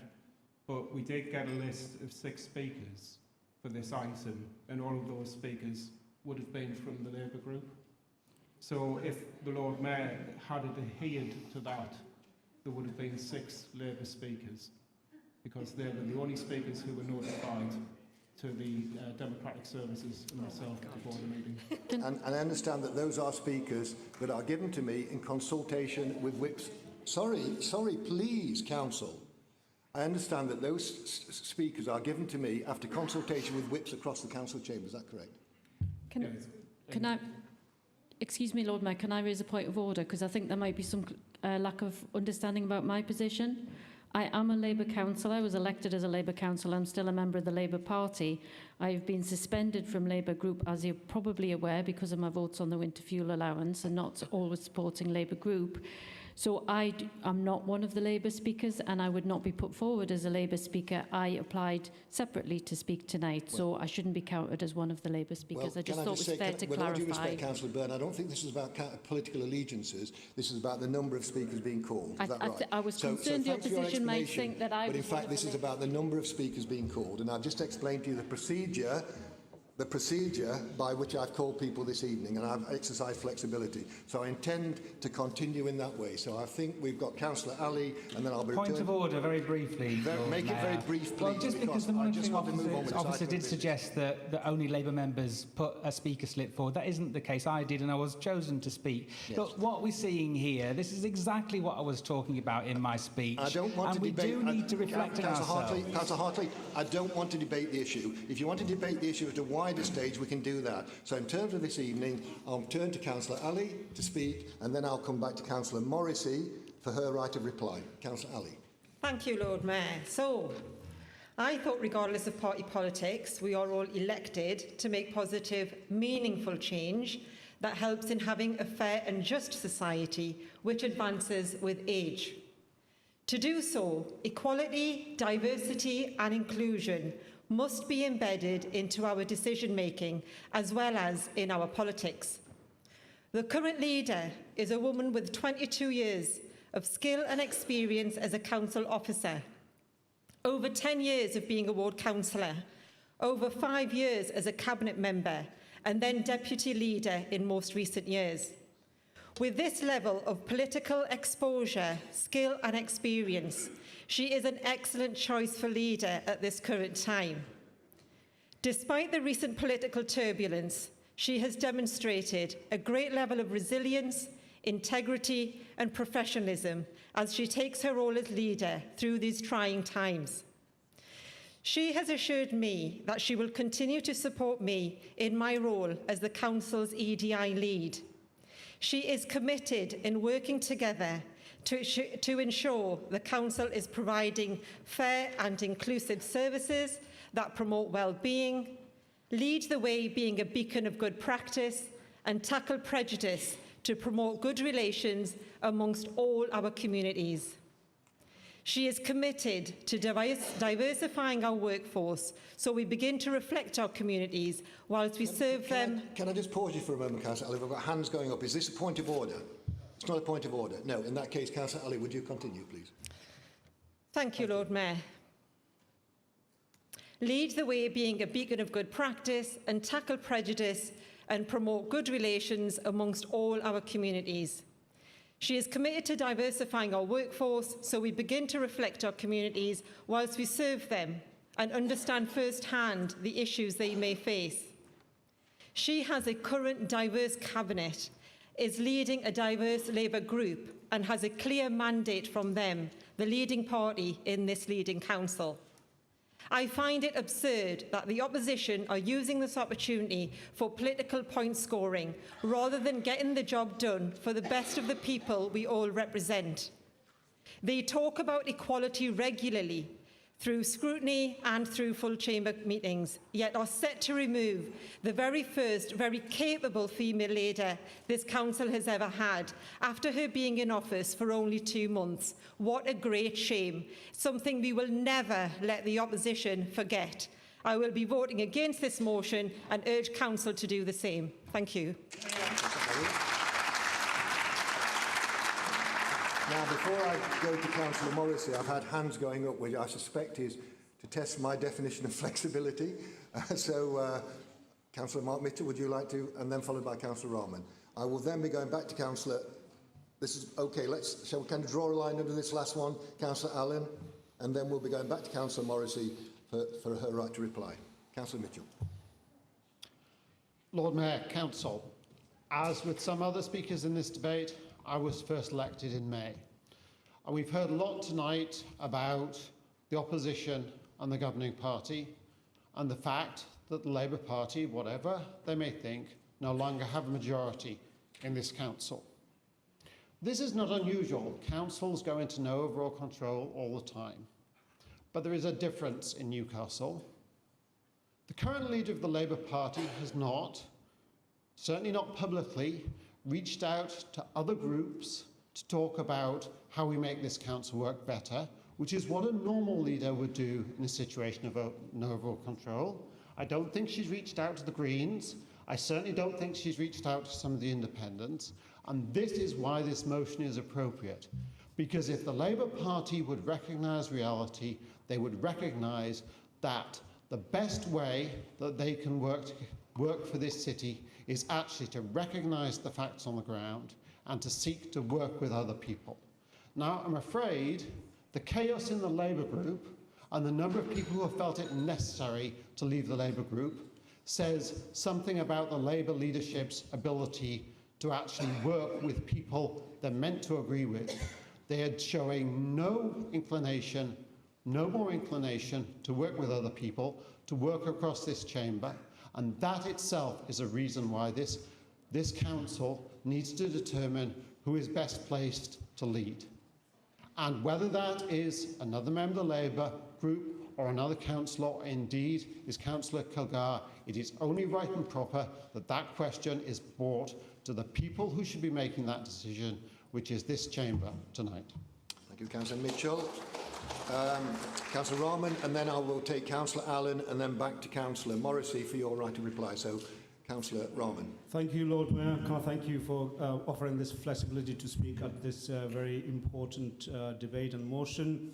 2024 indeed is a historical year for the first time, certainly in my political life, that we have witnessed and elected the first female leader of this council. It's taken far too long. And I'm going to give this to the current leader. It's also the year, for the first time, we see in this chamber 3 members from the diverse community elected into the cabinet. So certainly I'll give that to the leader of the council. I'm prepared to give the leader of the council the benefit of doubt and that opportunity, but at the same time, I remain somewhat disappointed in what the group opposite, how they've managed not to deal with the problems that exist. Some of the reasons why I decided to leave. We only 3 months ago, the group have removed the whip from a member for voting on a particular motion, whereas to this day, there is a member that remains who was suspended by the party for 12 months, yet the group failed to take any action whatsoever.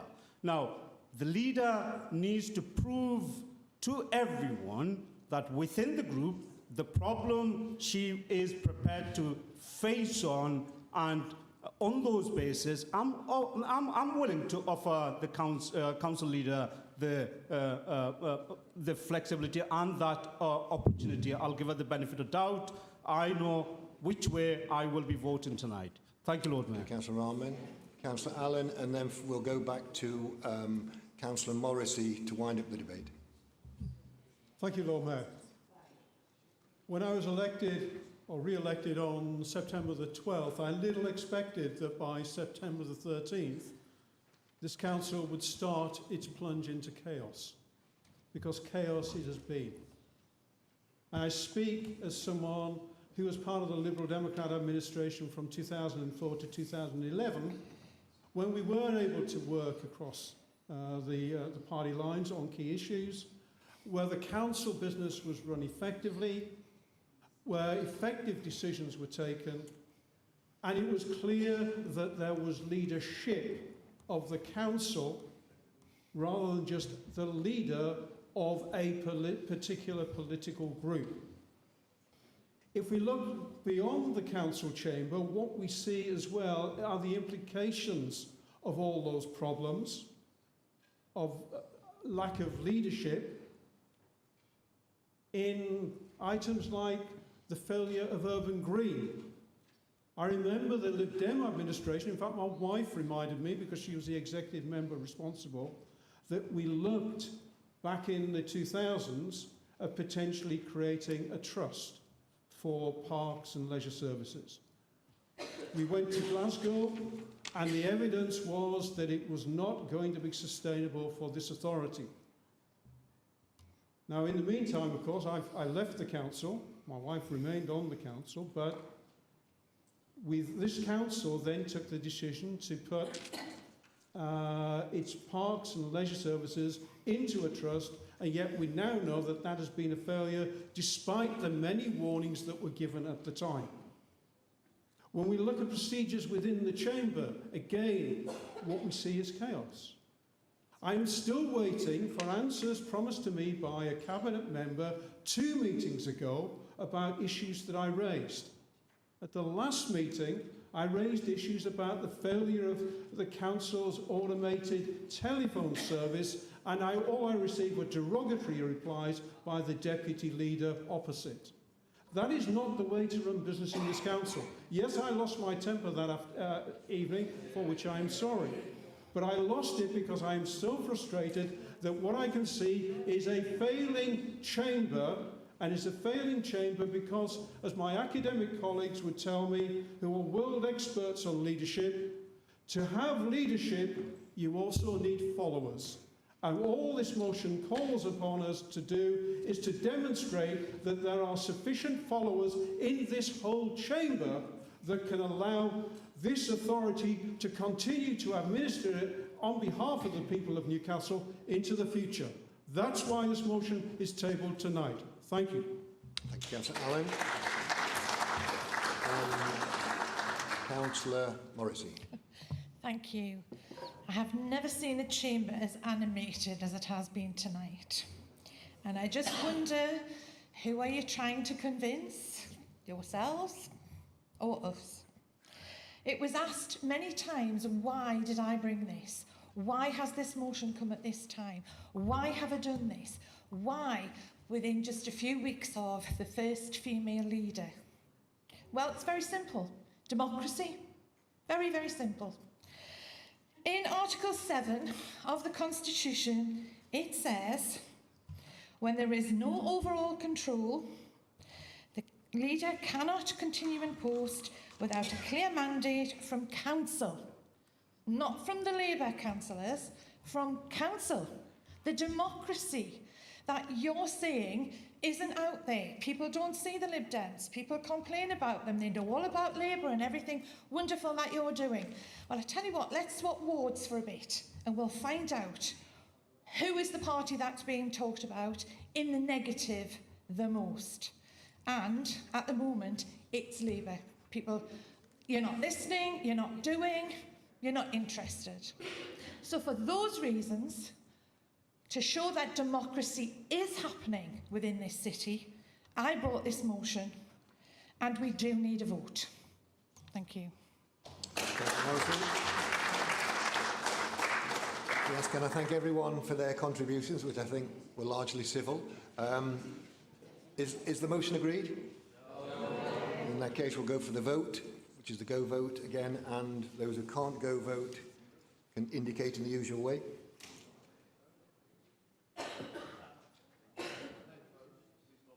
Sorry?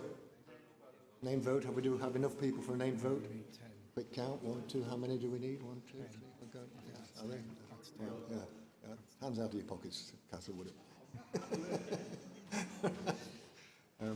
Yes. Okay. Name vote. Name vote it is then.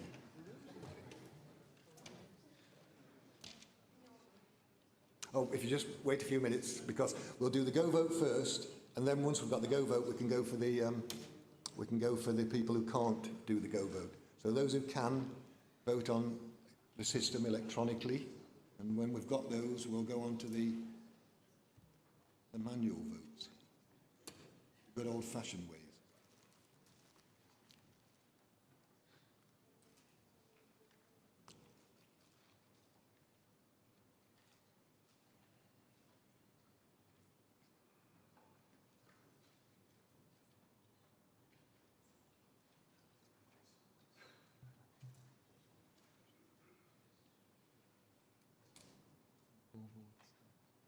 But we've got all the go votes. Okay, well, those who haven't been able to go vote, if we can go across the chamber. Councillor Huddard? You're voting yes in favour of the motion. At the back? No. Councillor Shatwell, no. Councillor, over here. Councillor Cummings? You're no. And Councillor Nabil Ali. Okay, got those.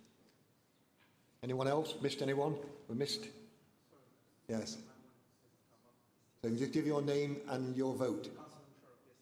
You're voting for the motion. Yes, okay. Councillor Stone, if you have something to say, go to the microphone and say it in a reasonable manner, please. Would I just observe on Councillor Mahouse's behalf, perhaps, this problem has existed in previous meetings with the voting mechanism for that particular chair, and I would encourage. I think we raised it at the last meeting. It needs to be looked at. It needs to be sorted out. It's not right that one member's vote does not work on a regular basis. Well, that's okay. I think that's a very helpful suggestion, Councillor Stone. Thank you. We'll make a note of that to make sure that the voting works correctly. Thank you. That's a very constructive suggestion.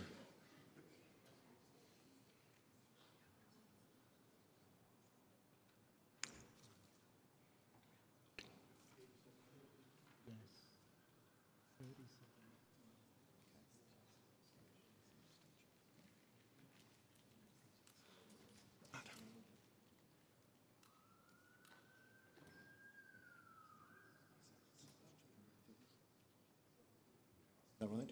Yep. So the vote is 30 votes in favour of the motion, 37 votes against, 1 abstention, so the motion falls. We'll now return to...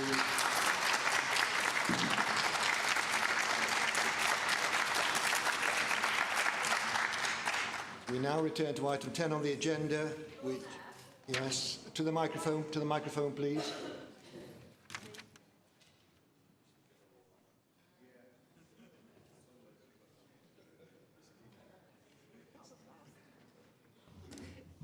Thank you, Lord Mayor. I'd like to request that we suspend the guillotine for this evening, please.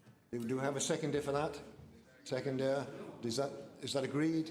No. In that case, we'll go to the vote. We'll go to the vote, please, on suspending the guillotine.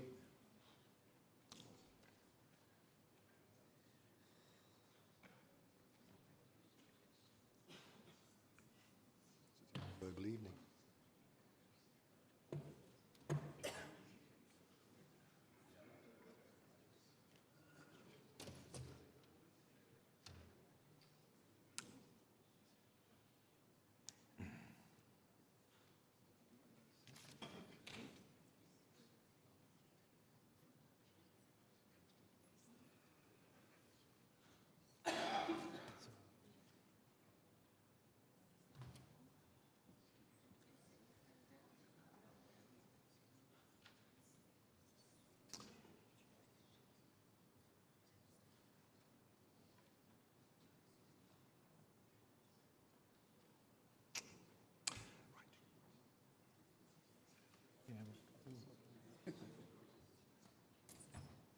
Okay, got the good vote.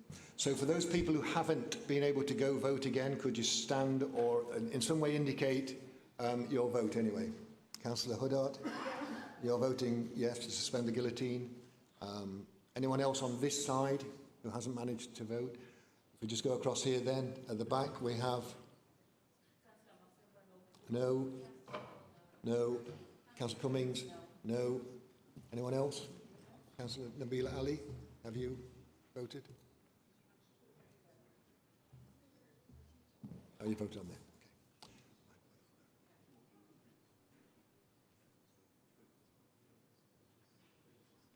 Okay. So the vote is 26 yes to suspend the guillotine and 28 yes, 28 yes and 36 no. So that motion falls. So we will be terminating the meeting at the time of 8:30. If we move on to item 10 on the agenda then, which is the Treasurer Management mid-year update, which I will call on Councillor Frew to move the report with, I understand, Councillor Kilgour. Second the report. Councillor Frew. Thank you, Lord Mayor. Just to confirm, is there a right of reply on this one if there's other speeches? Sorry? Is there a right of reply on this one? Is there a right of reply on this? A right of reply. Is there a right of reply on this? Yes, we have people wanting to speak and a right to reply then. Okay. Councillor Fruit. Thank you. Thank you, Lord Mayor. I think this report is very important. I know it can be quite technical and turns off a lot of people because it's maths. But council failures in the past 2 years have been unprecedented in the local government sector, and so it is important that every council in the country pay close attention to their finances and their treasury management and look at their debt. Prudence is important, and we have a strong record in Newcastle in maintaining a strong treasury management strategy and achieving that strategy. As you will see, the report shows that we are within all of our targeted parameters and our debts are managed effectively, and we have been adapting to the changes in interest rate over the past 12 months. However, we continue to have a significant inheritance of LOBO loans. These continue to be a drag on what we're able to do as a local authority. These were largely passed on from the previous Liberal Democrat administration, where we have to maintain cash on hand, which could be otherwise better used, better invested and return better. But we have to keep this on hand in order to pay off any options that are exercised by the lenders, which is very unpredictable whether or not they do this because they have their own strange formulations, and so we have to be kept in almost perpetually on our feet to manage this risk to our cash flow. And with that, I move the report. Thank you, Councillor Frew. I have two requests to speak. Councillor Walker. Sorry, Councillor Kilgar, you're seconding. Sorry. An oversight on my part, Councillor Kilgar. Thank you, Lord Mayor. Local authorities are the foundation of society. We are often the first point of contact for residents, delivering frontline services that have immediate and lasting impacts on people's lives. However, the financial climate for local authorities remains perilous. We continue to see demand for our services and complexity of need increase, while cuts to funding have presented huge challenges to our ability to deliver the levels and range of services that residents deserve. Local Government Association analysis estimates that 1 in 4 councils in England are likely to have to apply for emergency government agreements to stave off bankruptcy in the next 2 financial years. Whilst we continue to deliver in such times of crisis, it's important to recognise how councils like Newcastle have faced these challenges head-on, quickly and effectively mobilising local knowledge, skills and people power to make decisions that protect and serve our communities. I'm proud of the ambitious plans we're putting into motion as a council to improve the lives of those that live within our city, from our commitment to prevention and early intervention services that reduce the need for crisis support, to our championing of regional innovation that enables people to contribute genuinely and inclusively to economic growth. We are striving to deliver more and better services for our residents.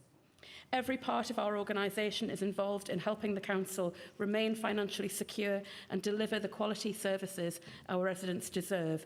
So I want to take this opportunity to thank officers and members for their continuous hard work to make this happen day in, day out. I'd like to finish by highlighting the achievements of colleagues and officers to make Newcastle City Council a more financially resilient and secure organisation.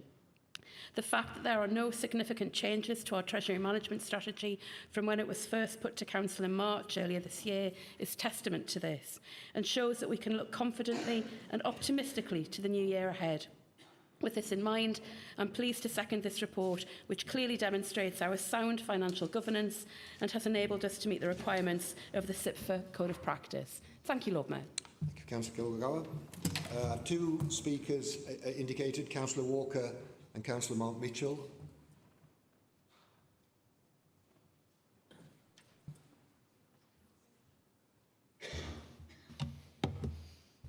Thank you, Lord Mayor. Sorry, my colleagues seem to be breaking the place.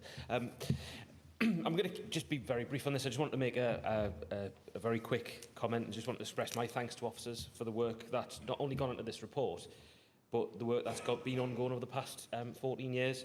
It's no secret that local government finances have been incredibly difficult over this time, but officers and directors have worked tirelessly to ensure we have and are achieving a balanced budget year on year. This has been no easy task, and I just want to place on record my thanks to the officers for this report and the work they do, and I think it's just important that we as a council recognise this hard work, and it's said so in the chamber tonight. Thank you. Councillor Walker, Councillor Mitchell, Mark Mitchell.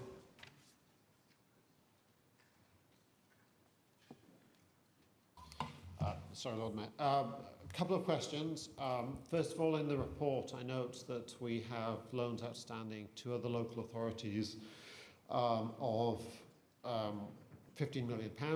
I'd like a quick comment from the Cabinet member about whether any of those loans are considered to be councils at any risk of default. But the other issue I'd like to talk about is our interest income. The report talks about cash balances, but doesn't really highlight the amount of interest income that we are earning on those. Might seem boring to councillors, but the fact is interest income is not in the budget, which effectively means it is being used, for example, to shelter losses on our property portfolio. And I think we should have a better discussion and more clear guidance as to what interest income the council expects for the remainder of the year and how Cabinet actually intend to use that money. Councillor Mitchell, Councillor Frew to reply.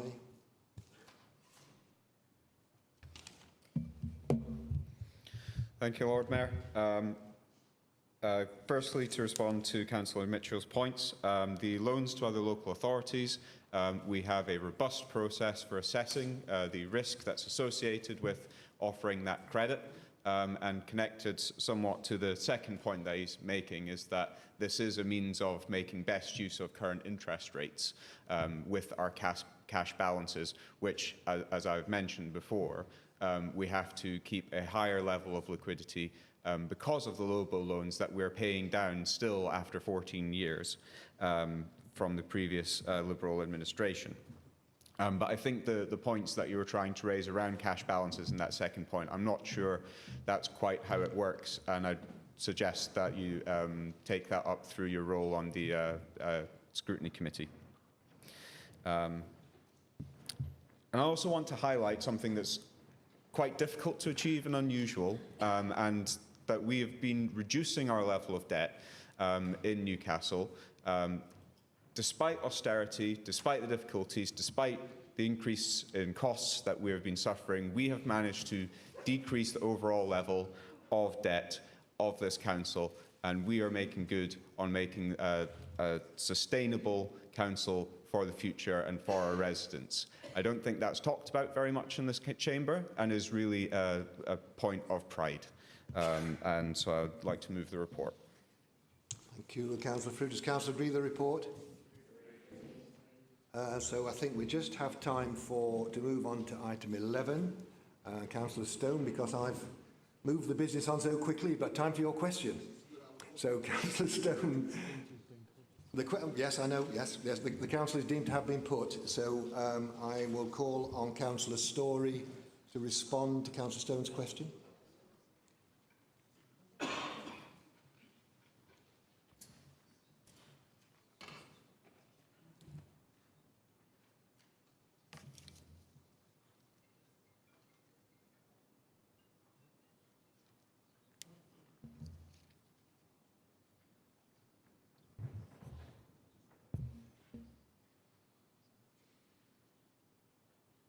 Councillor Story. Yes. Can you respond to the question as put by Councillor Stone?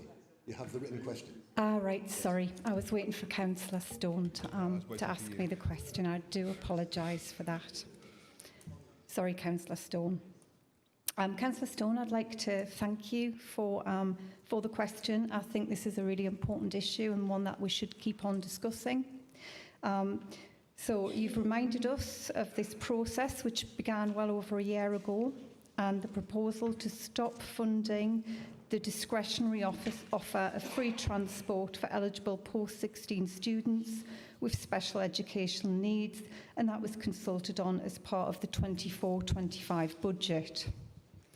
All stakeholders, including the opposition and elected members, were consulted on this between November 23 and January 2024.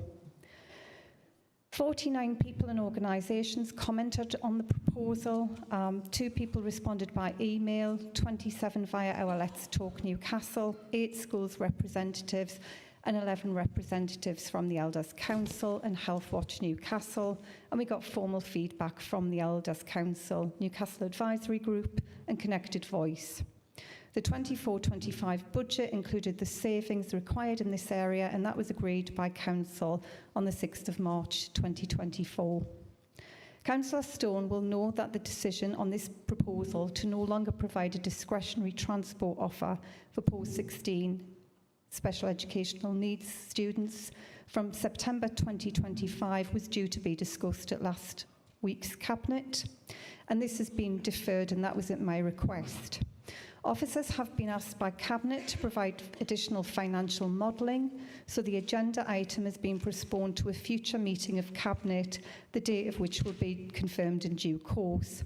And this will allow Cabinet to consider the proposal in further detail and also to provide an opportunity to review the Ministry of Housing, Communities and Local Government's policy statement on local government.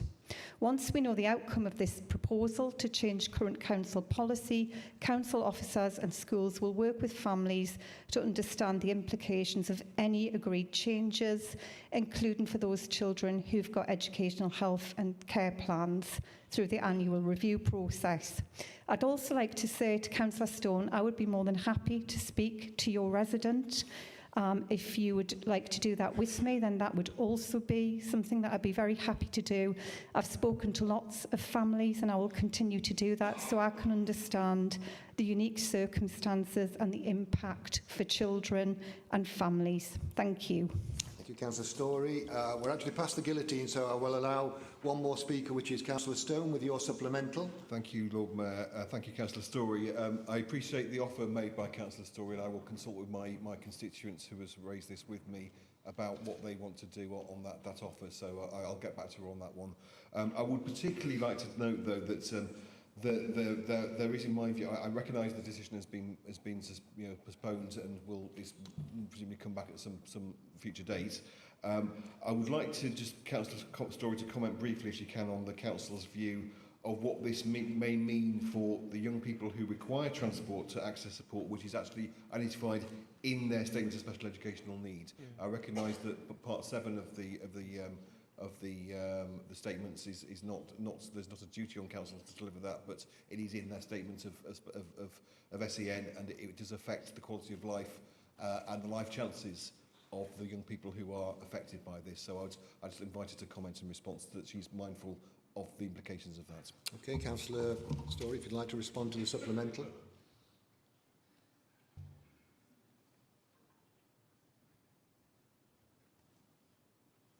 Thank you for that. What I would say to that is this isn't about a blanket approach. This is about an individual approach for each individual and unique child, and so that will be taken into consideration as part of the plan. Thank you, Councillor Storey. We have 2 further questions indicated, but because the guillotine has fallen, question from Councillor Hartley and Councillor Ferguson, I will ask the Cabinet members to respond to those questions in writing. We go on to item 12, and Councillor Savey, I'm sure, has worked extremely hard to bring the report, but I'm sorry, the guillotine's fallen, so I'm sure that your well-prepared report is available. But I did have 11 questions, so those people who were intending to ask questions this evening, if you'd like to send an email or contact the Cabinet member, Councillor Savey, I'm sure she'll be delighted to respond to those. Appointments as agreed. Does Council agree the appointments as set out? Agreed.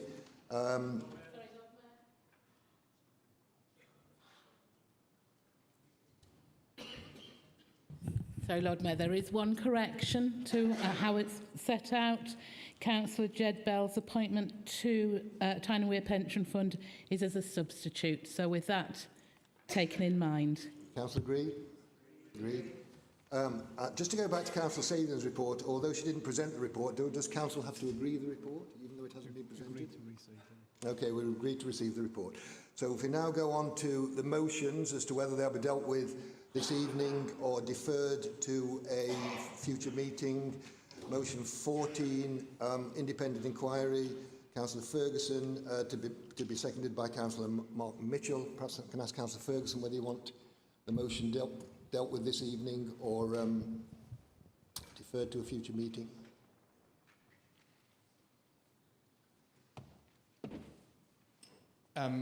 Lord Mayor, I understand it is possible that the amendment to this motion might be withdrawn, and if that is the case, I would have it dealt with tonight. Can I call on, I've got Councillor Kilgour to be seconded by Councillor Powers, the amendment. Is that yes? Councillor Kilgour. Lord Mayor, to show that we are a listening administration and having heard some of the comments in the chamber tonight, we withdraw the amendment. In that case... In which case, Lord Mayor, for the avoidance of doubt, I would like to hear it tonight.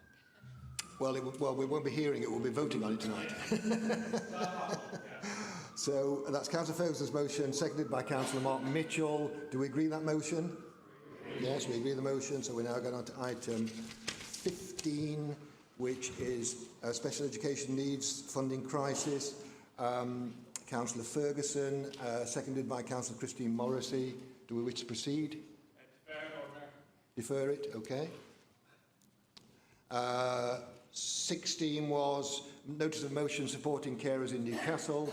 Councillor Walker, and seconded by Councillor Jackie Robinson. Councillor Walker.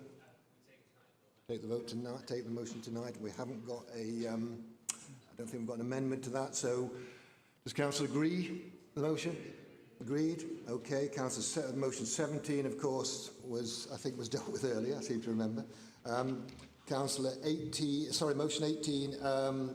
Item 18 is shortage of construction skills. Councillor Hoodart, seconded by Councillor Stone. Councillor Hoodart, do you wish to deal with the motion this evening or defer it? I'm happy to accept the amendment, Lord Mayor, but I reserve the right to come back to this in a few months' time just to check what actions have been taken. Okay. Thank you. So does I assume that the amenders are quite happy with that. So does Council agree the motion as amended? Agreed. Motion 19, item 19, notice of motion Urban Green Newcastle. Councillor Kane, seconded by Councillor Coles. Councillor Kane, do you like to defer that? Okay. Councillor, motion 20, item 20, securing the legacy of the year of disabled workers is the motion. Councillor Powers, to be seconded by Councillor Kilgour. Lord Mayor, given it's Disability History Month, and I think it's important to deal with it during that time frame, I'd like to deal with it tonight. You'd like to deal with it tonight? Okay. Does Council agree with the motion? Agreed. Item 21, notice of motion on democracy. Councillor Mark Donnelly to move, to be seconded by Councillor Hunter. Councillor Donnelly, you're going to defer that, okay. And that concludes the business for tonight. So the next meeting of Council is to be at 6 p.m. on Wednesday the 22nd of January. So happy Christmas to everybody. Have a relaxing time, certainly after tonight's proceedings. If I can just remind you of the protocol to remain in your places whilst the Sheriff and I leave the Council chamber. Thank you very much.